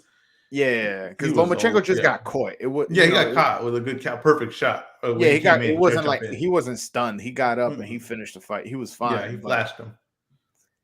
My father told me, he goes, yo, there was 30-40 more seconds in that round. Devin Haney would have been out. Well, yeah, Devin Haney was in trouble. He was in right trouble. At the end of the round. Yeah, it was right at the end of the round. Yeah, remember of when Mayweather got hit by Madonna? I don't know if you remember that. Oh, yes, and he got hit, and then when I was looking back to see how hurt he is, it reminded me of that. It just a few more seconds, he's in trouble, like your dad said.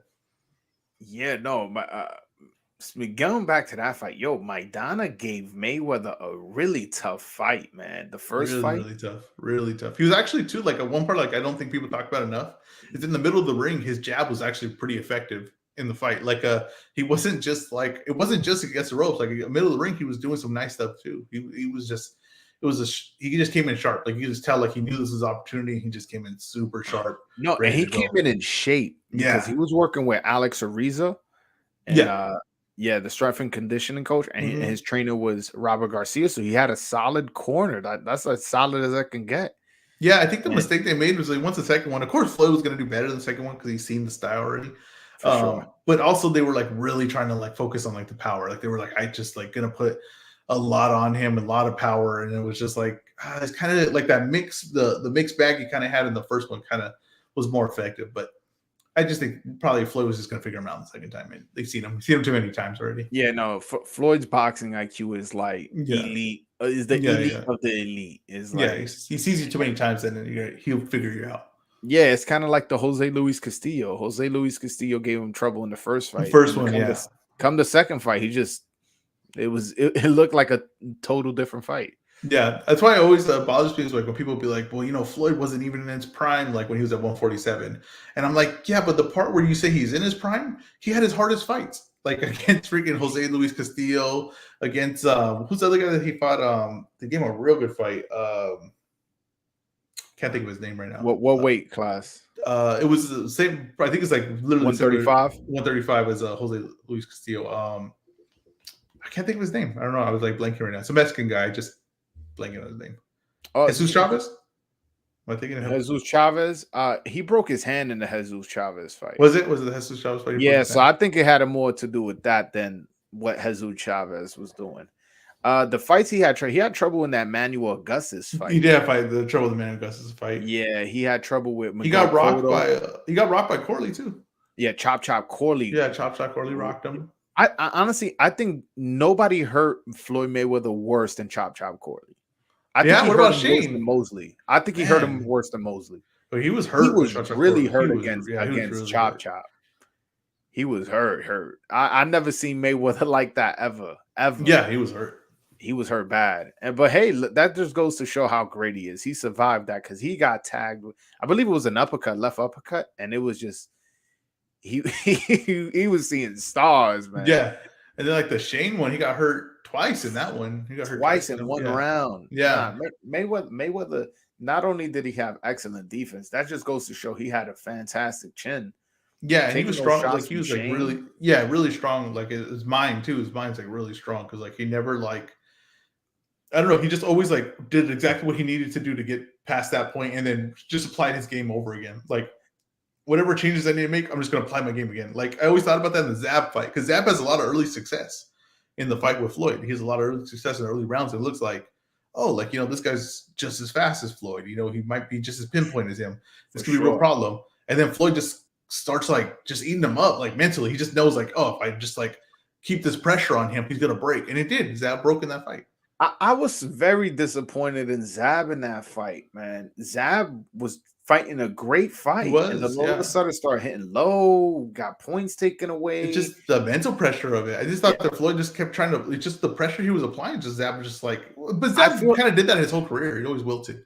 No, but I feel like Zab had a good chance of winning the fight. He didn't need all that extra dumb shit. I don't understand why he did that. And also, the referee didn't help not counting that knockdown. Yeah. Like the early, what I'm saying? Was that the first or second round? I don't remember what round it was, but that was a knockdown. I believe it was a nice sneaky right hook, and his glove touched the canvas, and the ref ain't counted. But I don't understand why Zab acted the way he acted when it was such a good fight. It was a close fight. Had he won one or two more rounds, he probably could have got the decision. But then when he does that dumb shit, gets points taken away, loses his cool, and is kind of like not in favor with the judges. That's what really fucks Zab up. I really ain't like that from Zab. He had a whole career, I think, of just like mental breakdowns in the ring. Like I think if you look at the Cotto fight, right, he starts off strong in the Cotto fight. Oh, that was gets hit with a few low blows, and then from that point on, he's like never the same in the fight. If you look at the Claudia fight, very competitive fight. Second half of the fight falls apart, like not even competitive in it. Kazuzu just gets slapped. If you look at the what's the guy that's upset him before he fought Floyd? Carlos Baldomir. Right? Baldomir just hits him with a good shot. He never recovers in the fight. Like never ever. He came in terrible shape in that Baldomir fight. He came in terrible shape. Even like that, like because like to me, like I don't even use that like as an excuse. Like I just think that's like a part of the game. Like if you're in shape or anything, that's like shows how discipline is a skill. And if you're not disciplined, no, I agree. Mm-hmm. And part of it has to do. I think part of it had to do with that he wasn't a real natural 147. If you remember correctly, later in his career, he moved down to 140 and became a champion again at 140. So I just feel he was at 147 because, as you and I both know, The that's money, like the money the money division. weight. Yeah. So he was trying to go up to 147, make that money, and hey, he became undisputed. A lot of people don't remember he became undisputed at 147. Yeah, but if you look at like his resume, it's pretty weak. Like if you try to get like a top 5 wins for him, it's almost hard. Like you stop at 4. Spinks. Okay, Corey Spinks is number 1. I can't name off the top of my head. Let me look at his resume. I have it right here. Let me see. I've done this list before, and my number 5 is just I'm my not number 5 even is just a disagreeing question with you. mark. Yeah, I'm not even disagreeing with you. I'm more like I don't. Yeah, know. I'm trying to remember the list. I had to. Yeah. All right. Okay, I got Corey Spinks, Lucas Matisse. Oh, that's a good win. Chop Corley and Junior Witter, Junior Witter, and then number 5. Someone suggested Mickey Ward. I guess you could go Mickey. Come on, no. That's what I'm telling you. He's in the talks. Mickey Ward's in the talks for his number 5 best win. Yeah, I'm right now. I'm looking. Corey Spinks. Yeah, you're right. Yeah, he doesn't have a man. Had he beat Kasia Zoo, man, he would have been a superstar because then he would have became undisputed at 140, and let's just say eventually he moved up to 147 and became undisputed there as well. He would have been an all-time great, undisputed in 2 weight classes. He got a lot of opportunities though. Like he's got all the opportunities in the world. He got a Floyd Mayweather fight off a loss to Carlos Baltimore. Like off a loss. He still got the fight that they were trying to get. Now you know what it is this Zab Judah was really heavy in the streets, man. Like I'm from Brooklyn, he's from Brooklyn. There's no reason I should be seeing you on my block. Like there is no reason why that should be happening. I shouldn't be at the same barbershop as you in East New York, Brooklyn. Like you know what I'm saying? Yeah. He knocked out what rapper did he knock out? Did he? I ain't even know this. He knocked out I can't think of his name right now. I don't know. I'm blinking. Oh, I'm blinking. He knocked out some rapper. I believe you. I think multiple times too. Like the same guy multiple times. I swear. I'm telling you. I would have heard that. I would have heard that. It was it's like a famous rapper. I can't think. It was like famous like 2000s, like early 2000s. He was famous. Must have been like Chingy or some shit. Dude, I want to say Chingy, but it wasn't Chingy. It wasn't Chingy. He was a famous guy from New York. So who's the famous rapper from? I don't know. Fabulous. Fabulous. Exactly who it was. Was it? Yeah. Fabulous actually got robbed in my neighborhood one time. Okay, well then Fabulous isn't that respected in the streets. Apparently, I never heard of that. I'm pretty sure that's just a rumor about. No, I heard it from. Well, Zab told the story. I'm saying this from Zab's story. Oh shit! I gotta YouTube that. I gotta YouTube or Google that. Oh, hold on. Yo, Debo to God. Yo, first of all, hit that subscribe button. If everybody who's watching this, hit that subscribe button. We talk boxing here. So if you're a boxing fan, hit that subscribe button, hit that like button. Somebody say, hey guys, new to the channel, what do y'all think of Antoine Russell versus Haney at 140? I think it'd be trouble for Haney. Yeah. I think Haney's probably I think all these guys will eventually end up at 140. I think all these guys to the fights we want to see are eventually at 140. I think that we'll probably see more of them at 140. Haney just doesn't have the power like we always said, right? So I think going up is going to be even more of a struggle for him. And Antoine Russell looks pretty damn good, right? Good. And this is a guy that beat Boots in the amateurs. Beat Boots 3 times. Mm-hmm. Yeah, so I think that'd be trouble for Haney up. I just think that as long as Haney can stay at 135 is probably his best chance of being like an elite fighter. Yo, Debo to God, Haney don't be getting a lot of love on this channel. I'm just being honest with you. I do my best to defend him when I'm in here, so I do my best to defend him. Yeah, he defends him. I'm not big on Haney, man. I think Gary Antoine Russell smokes him. So to answer your question, Combat Sports News, sports media says Lucas Matisse is his most impressive win. Corey Spinks, considering it was Matisse in his prime.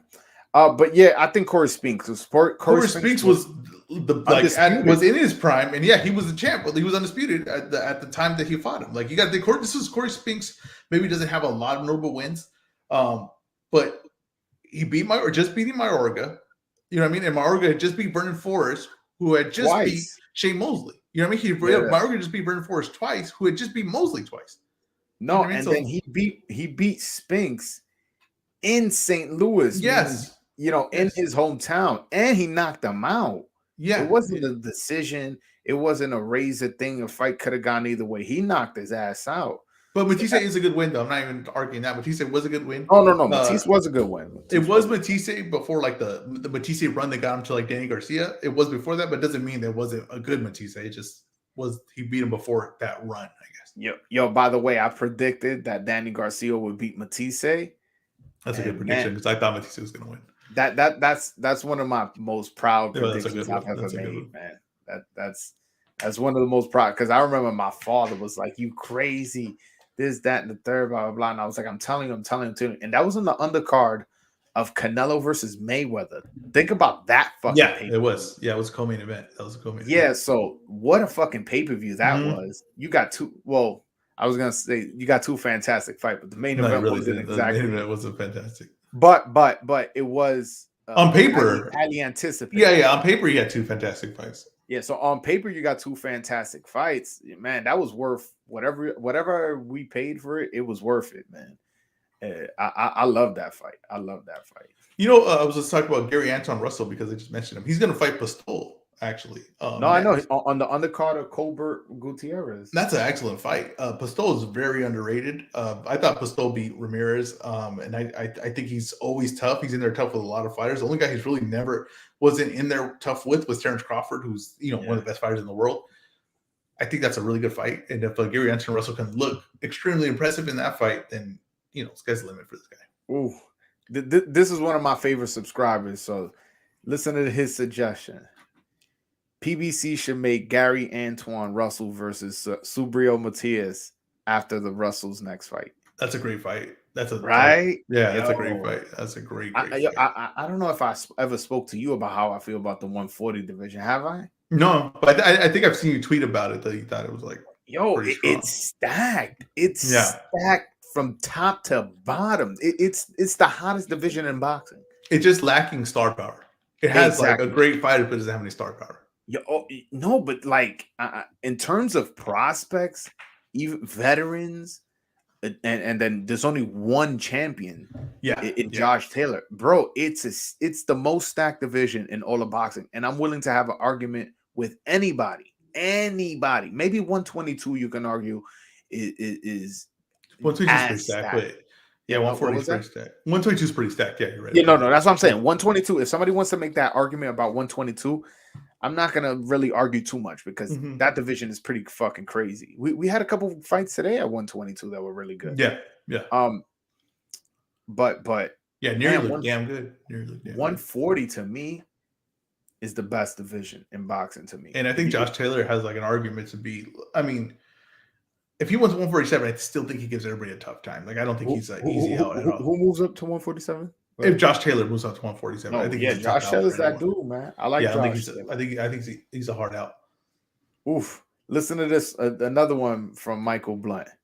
And PBC should also make Elvis Rodriguez versus Brandon Lee.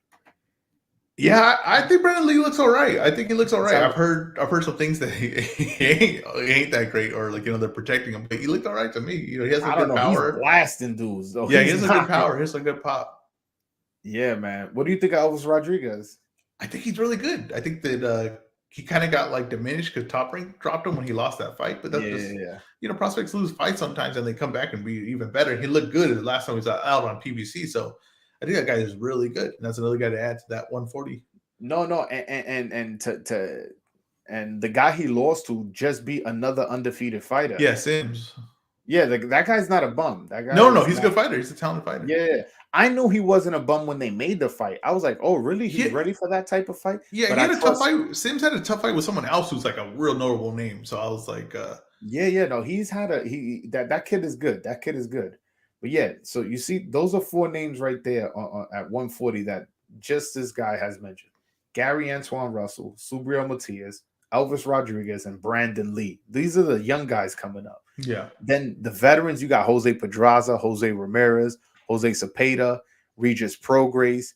The champion, you got Josh Taylor. You got Teofimo Lopez moving up to 140. Barbosa. It's like who? Barbosa. Yeah. Listen, this division is stacked. Yeah. Stacked from top to bottom is stacked. And I can't wait until these fights start like getting made, man. Because people are gonna realize, like, oh shit, we were all paying attention to 135. What the fuck is going on in this division? Once they start making the fights, people are gonna be this is gonna be the hottest division in boxing in 2022. Well, Mark now my words. we're speaking of like the best division, right? Well, let's talk about the worst, and we saw that today. I think middleweight, right, 160. I think you muted yourself. Yeah. Oh, okay. No, I muted myself. I was about Oh, to okay, I got it. Okay, I got you. Yeah, 160 is terrible, and we saw I that can with listen to you. I can listen. Liam Williams versus Chris Eubanks, and it wasn't a bad fight. I'm not saying that's a bad fight. I'm just saying that seems to be like the highest level that middleweight has to offer right now, and anywhere else that'd just be middle of the pack for high level fights. And I think that we said that Andrade was better than all these guys, right? Well, I didn't say that, but everybody else did. And it looks to me he's about what Chris Eubanks is, and because the Chris Eubanks I saw had a better performance against Liam Williams to me than Andrade did. No, I agree. Charlo, it seems to be the top dog, but it has looked shaky at times at middleweight.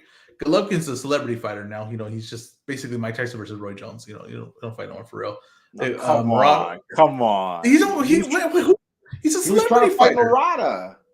Okay, well, Murata, first of all, is not that proven, but yeah, I'll give it. That's credible. If Golovkin fights Murata and Eubanks this year, I take it all back. He's the best.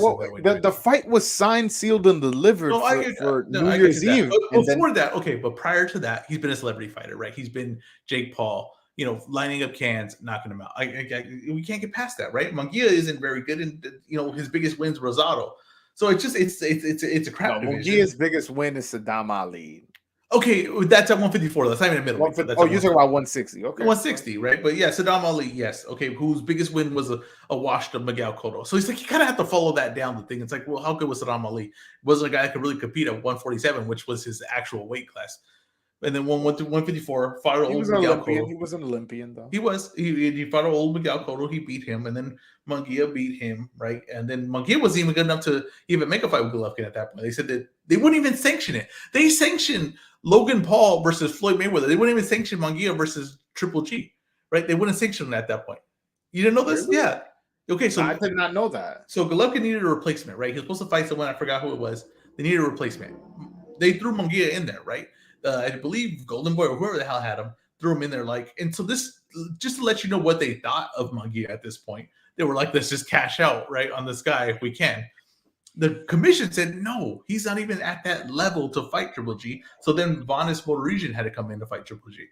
But now they did a salad job on him because he beat Saddam Ali, and they built him up at 160 and probably lost one of the fights that he was a tune-up in. And now he's at a point where it's like, oh, is he now credible because he beat Rosado, who we were just giving crap to Daniel Jacobs for struggling against? You know what I mean? But who beat him? You know what I mean? So it's all crap. 160 is not a good division. It's as low as it's ever been. I think the best guy might be Jenna Beck. I can't even say his last name. And I defend him like nobody's business on Twitter. It's almost becoming a joke at this point. I mean, honestly, I'm honestly in on it, I think. And it's like, I really do think he could be the most talented guy in the division, but it's almost like the way I defend him is like Artman versus with Wilder. You know what I mean? I'm really like, I'm going to death with him. That's a lot. The thing is with Johnny Beck, when I saw him fight Endom, man, I was like, yo, this dude ain't shit, man. Why though? Why though? Because Endom lost to, you know who Endom got stopped by? You know who he's been stopped by?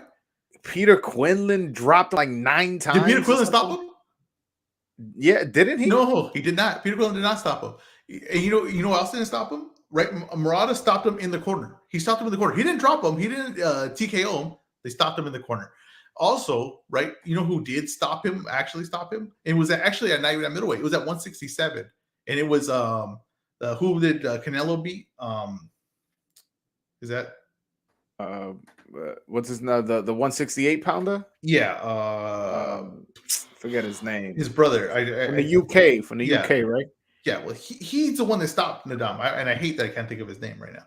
No, me too. It's bothering me too. It's not Callum Smith. Callum Smith, yes, that's exactly Is what it it? is. Oh, Yeah, okay. Callum Smith stopped him, right? At 167. Callum Smith's knocking guys out at 175. He almost has a Yeah, I candidate was for gonna KO of say the year. Callum Smith could crack. That's what I'm saying. So that's what Nadam fought. Now, I will, if you want me to diminish Nadam went to the Olympics. People don't know this. As a pro, he went to I the know, and he Olympics. lost to an amateur. He I lost to an know. amateur. So, yes, I if was I waiting. would. I was waiting for you to finish for me to No, bring yeah, that. yeah, yeah. I knew that was coming. Okay. If I bring up Nadam, I know the things are going to come for him, right? I brought him up enough before. But I'm just saying, though, the He's Janabek. 37 years old, though. Like, I So what can't. I'm sorry. well, 37. We're just talking about Golovkin. He's like 45. Well, Yeah, but Golovkin is good. well, yeah, Golovkin yeah. Well, fair medaled in the enough. world in the Olympics. We talk about a guy who was Uh, pro, went to the fair Olympics enough. and fucking lost to an amateur. Yeah, no, fair enough, fair enough. But how many pros Like, have you seen win the Olympic gold medal? You know what I mean? Not a lot. I can promise you that. I mean, not many have gone into the Well, Olympics. that's what. See, this past year we had Well, no, this past Keyshawn wait, Davis went. he won silver. He won silver. He didn't win gold though. You know what I mean? So he Uh, did lose to an amateur. the heavyweight, the super heavyweight, from Uzbekistan, he was 8-0 with 8 yeah, knockouts. he is. And he won a gold medal. He did. No, there you go. He beat Okay. He countered my point. I give you that. He countered yeah, my point. he beat Richard Torres, who also was a pro, right? Yeah, no, Richard Torres not. It wasn't a pro at that point. No, all right. But yeah, Richard Torres from America, he got silver. But okay, but all I'm saying is Janabek destroys Nadam. Now, is it a boring fight? If we're judging fights off of entertainment value, you know what I mean? Like, we're probably gonna would beat David Benavidez. That'd be a good fight. I'm with you on that. That's a really good fight. That's a very good fight. I think people want to sell and I think David Benavidez is a little overrated. I agree with that. I agree. The thing is, I'm a David Benavidez fan, but because I like mean fighters. Like, I like fighters who get mean in the ring. Like that's just something I like. That's why I like Tio. That's why I like Terrence Crawford. That's why I liked even Manny Pacquiao had a nice mean streak to him at times. I like mean fighters. And David Benavidez got that meanness in him. But if I'm being honest, if I'm being an objective journalist, I see some skills problem, man. He's missing a lot of tools in his toolbox. I feel like at times he squares up a lot. He doesn't use his feet enough, and he's satisfied with taking one punch, 2 punches to land one. And I'm not a fan of that at all. I don't know. I think we talked about this on the last one, so I don't want to go over it again. But if you push him back, he's going to have a lot of problems. The first guy that's going to push him back, he's going to fall apart. And I've seen David Benavidez train. I've seen him spar. He's good. Like he's all those things that you see. He does in the gym. He's been fighting really high level guys since he was like 16 years old. He was fighting Kelly Pavlik. He was fighting Peter Quillen. He was sparring all those guys. He has all those things. He has all experience. But I just think that he fights one way. If you push him back, he's gonna have a lot of problems. What do you think of him versus Caleb Plant? Before Caleb Plant had fought Canelo, I always picked Caleb Plant to win that fight. I'm not down on Caleb Plant like everyone else is. Like I think Caleb Plant is still a very good fighter. He just fought the best guy in the world. I still think that he would give Benavidez a lot of problems. I think that he can move away, and I don't think Benavidez has the best feet in the world to chase someone. And I think that Caleb Plant, if he wants to have points, is physically strong enough to push Benavidez back when he needs to. So I would still pick Caleb Plant in that fight. Yeah, I would pick Caleb Plant as well. I before the Canelo fight, I was picking David Benavidez. Mm-hmm. But then, man, I seeing how well Caleb Plant did against Canelo, and some people don't think he did well, which I guess we saw different fights. But yeah, he did some good stuff in there. He did some good stuff, and I feel like if he gave Canelo some trouble, and Canelo's number one pound for pound, what is fucking David Benavidez going to bring to the table that Caleb Plant hasn't seen? Yeah, I think the most interesting fight, that's like one of the most interesting fights you can make. But I also would think Charlo versus Caleb Plant or Benavidez is like really good. Like I think those are 3 guys right there that I'm just like, I don't know why they're not fighting each other. All on PBC. For them to fight. Yeah, they're all on PBC, all on the same side of the street. They're all waiting just for Canelo's payday. And the thing you're going to notice is Canelo could fight these guys, right? Like he fights Caleb Plant. It really doesn't do anything for him, though, because Caleb Plant hasn't really beat anyone, right? He's just kind of fighting. It's honestly like in a way a prospect because he doesn't have anyone under his record, right? Now Canelo has to hope, if you're looking at legacy-wise, that Caleb Plant goes and becomes something of himself. Because if he doesn't, then he just like everyone's just going to diminish him because they'll be like, well, who did Caleb Plant beat, right? No, but then Canelo could always lean on, hey, he had a belt and I was trying to go undisputed. Yeah, but over time, like no one really cares about that though. That's what I'm saying. Now, like, people okay, care about undisputed, man. okay, People do maybe care. okay. Well, Like let's say we were just talking about, oh, Zab Judah beat Corey Spinks for undisputed. That meant something to us. yeah, but I Just also but I also was saying that Zabji only had 4 notable wins in his career. You know what I mean? So even with the undisputed, still I'm like, wait, 4? I can't come up with 5 names for the guy. And for Caleb Plant, I could barely come up with 1. You know what I mean? Like he beat Uzagaki, right?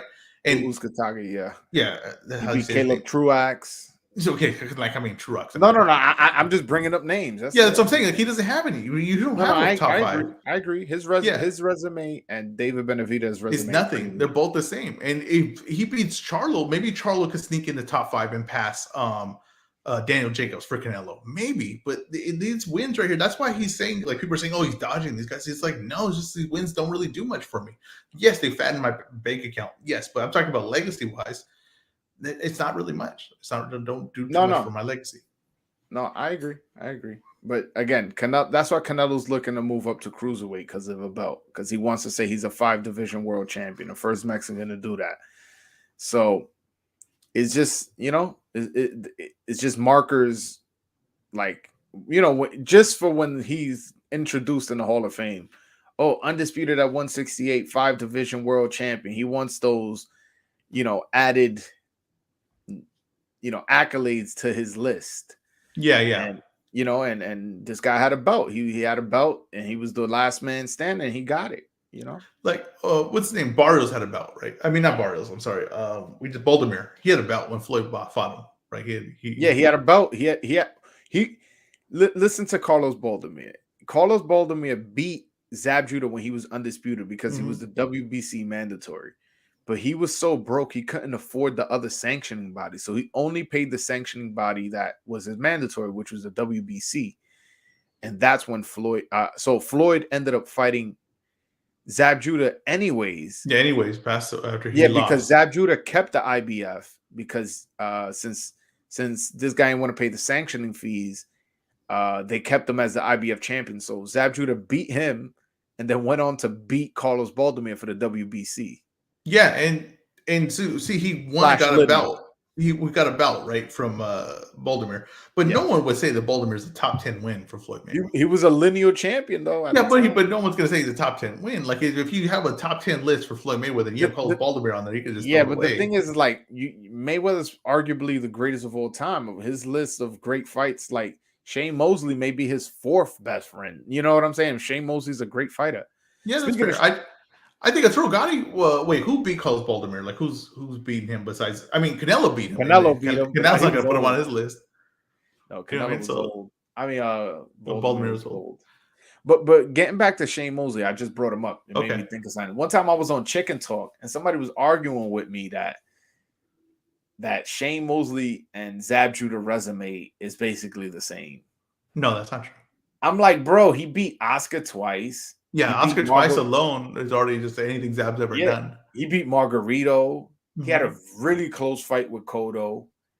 The thing that messes up Shane Mosley's resume was when he was fighting at 154, he lost to Winky Wright twice. He lost to Vernon Forrest at 147, but then didn't he lose to him again at 154? Or were they both on 147? He lost at 147, both 147. Oh, okay. Vernon Forrest just had his number because he beat him in the amateurs too. So Shane Mosley is not talked about enough. It's one of the worst managed careers of all time. Like, literally, it's one of the worst managed careers of all time. This guy goes from beating De La Hoya, right, in the massive pay-per-view fight in Staples Center, the biggest star in boxing. He beats him. He ends up in an HBO card, not pay-per-view, against Vernon Forrest. Okay, this is what he does after this. This is what the genius of these people who was managing his career put him in with Vernon Forrest, a guy that beat him in the amateurs, a guy that was undefeated, and a guy that was way bigger than him, longer than him, and showed. Like, you just have to watch Vernon Forrest to know his skill. It wasn't like a Mayorga situation where you're like, I don't know how good this guy is because I look on the screen, he looks like trash. No, he looked good. People thought he was good, and this guy was hidden at 10 o'clock at night on HBO after he just beat De La Hoya. That's like knocking out Floyd Mayweather and then going doing a showbox. It doesn't make any sense. Okay, this is one of the worst managed career. He loses that fight, and in their genius idea, they're like, fight him again. Okay, then he loses to Winky Wright, and in their genius idea, they say, fight him again. Makes no sense. This guy's career, it makes zero sense. Yeah. Oh, he also beat Fernando Vargas. He beat Fernando Vargas. Yeah, like I was like, it was on Chicken Talk. I was arguing with with one of the Diggs brothers. I'm like, dude, like I don't know how you have that come to that conclusion. Which you could say his best argument would be like they have the same amount of notable wins, but the notable wins that Mosley has like are not even close. Like it's not even comparable. Those two Oscar De La Hoya wins is way better than anything Zab Judah has ever done. It's not even close. It's not even, Zab Judah's never even come close to sniffing. No, and then you sprinkle in a Fernando Vargas and what's his Margarito name? Margarito on top of the world. Margarito on top of the world. They just beat Cotto. I'm like, bro, like I don't even know how you could try to make that argument. And yeah, I'm a New Yorker. If anything, you would think I'll be on Zab Judah's side, but I'm just like, what the hell? I don't know. I was like, yeah, the way you would attack the argument, I think it's just like most like the amount of notable wins, but like we said, the wins that he has are just quality. The quality of the wins are just way bigger. Just way bigger, way bigger. But yo, it's fucking late out here. I know over there it's a little earlier. What time is it over there? Like 11:50. 11:50. So it's 2:50 in the morning here. That's how you know I love boxing, man. I appreciate you getting back. I appreciate you getting on after this and talking. We had to talk Thurman, man. Yeah, we had to talk it. Now we had to talk Thurman. That was a big comeback win. You know, he could have easily shook up the welterweight landscape, and to some people he did. There's some people on Twitter reacting to it, and they're saying how he's back. How if it wasn't because he injured his hand early, he could have got the stoppage. You know, there's people who are like that. Yeah, though I love that one. His hand was hurt. That's why he didn't get the stoppage. That's why he struggled late. You know, with the 10-ounce gloves as opposed to the 8-ounce gloves. There's people who feel like that. You know what I hate is the guy that wins and comes out with more excuses than the guy that lost. I don't like that. I'm not a fan of that at all. Like, you know, you won. Just that's it. Take it. That's it. It is what it is. Yeah, I know what you're saying. Like, you ain't stop him. You ain't stop him. I agree. I'm interested into seeing what his next move is. Is it Tank? Is it Bud? Is it the winner of Spence Ugas? Is it Stanionis? I don't know, but like, I'm tuned in to the Keith Thurman show. Yeah, me too. Yeah. I want to see what it plays out. Yeah, all right, man. Yo, I'm fucking tired. 2:51 in the morning over here. I know over there is early. You good? You about to go have some beers right now? Oh, I'm chilling. Yeah, my eyes have progressively gotten lower. I'm fucking tired. But yo, bro, I really enjoyed the conversation. We definitely gotta do this more often. But yeah, everybody in the chat, if you guys haven't, let me screen share before I let you guys go. Let me screen share my man's page because I want you guys to go run over there, hit that subscribe button. As you guys see, he's a very knowledgeable boxing fan. Go to his page. Hold on one second. Type in Ez Raw Podcast. Let him know Broadway Joel sent you. Go to his last comment section. Go to his comment section. Just type in Broadway sent me and hit that subscribe button. Type in Ez Raw Podcast. If you want, you could type in boxing and MMA, but just type it in Ez Raw Podcast should do the trick. This guy knows a lot about boxing. He knows a lot about history of boxing and very good memory. There's a lot of times he's like, oh yeah, when he dropped him in the third round, 2004, I'm like, also, I'm also on Spotify and Apple podcast. So yes, two different podcasts. The ones on YouTube are not the same as the one on Apple and Spotify. So check it out. There you go. If you're not one of those people that are like banning Spotify, go to Spotify, check his. Also follow him on Instagram and Twitter as Raw Podcast. All right, my fucking computer froze. I'm like trying to sign out, and this shit is like my So I guess I'll stick with you until this happens every now and then. So that's what I'm talking about. This you tell me we're gonna get on this live stuff, and I'm like, that's a lot of pressure. You know, you got to be. Things could go haywire for me. There's a lot of times where I record my podcast, I'm halfway in, and I stumble on a word, and I'm like, restart it. let's run it back. That happens to me too. That happens to me too. So don't think that just happens to you.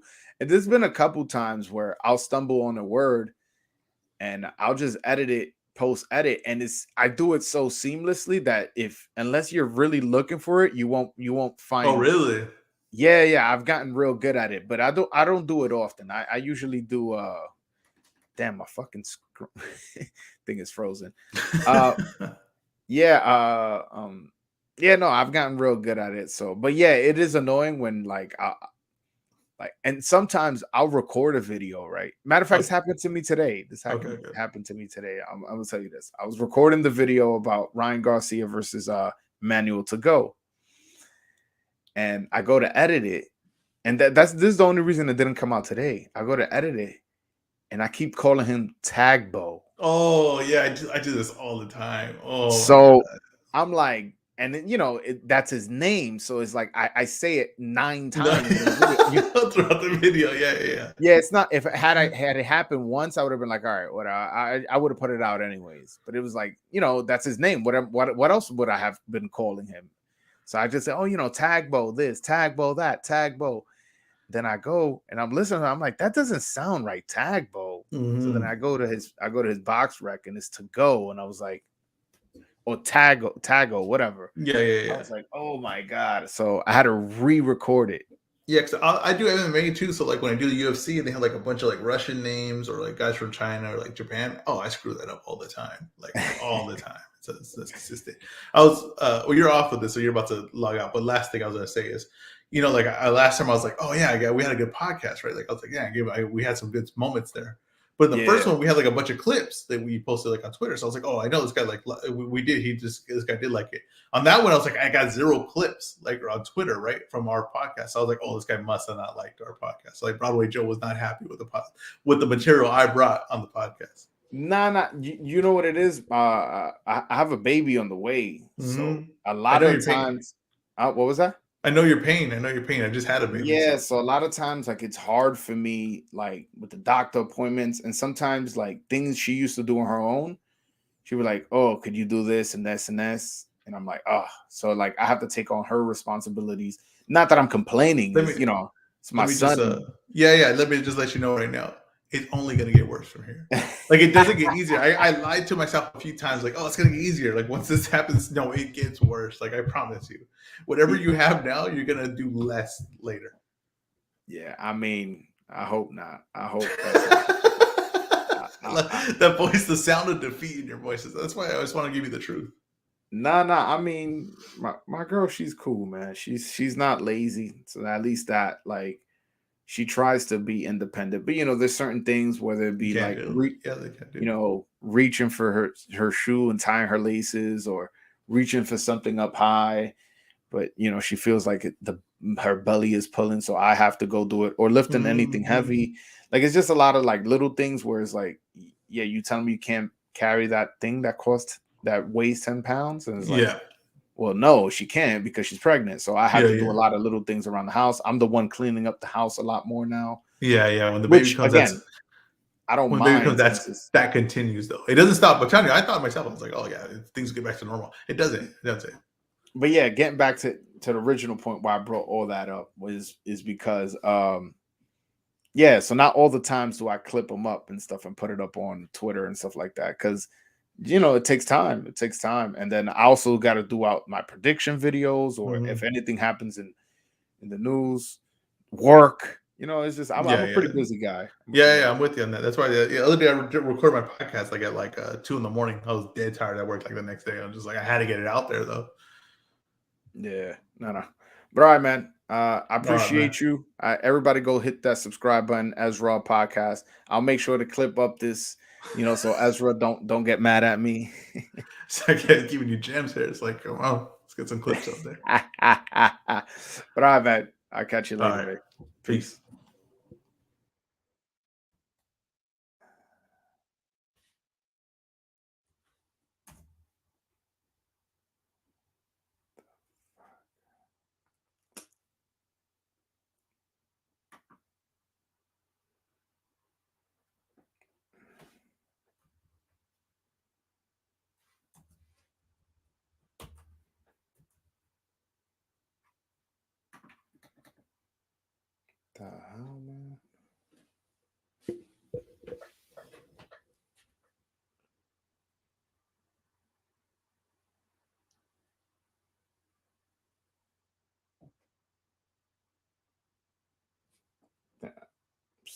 I'm still on live.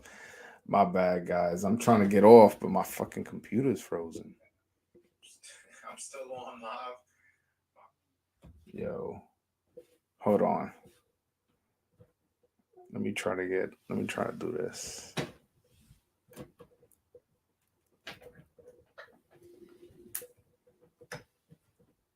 Nah.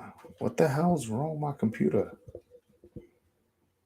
Shit is crazy. My bad, guys. I'm trying to sign off. I'm not even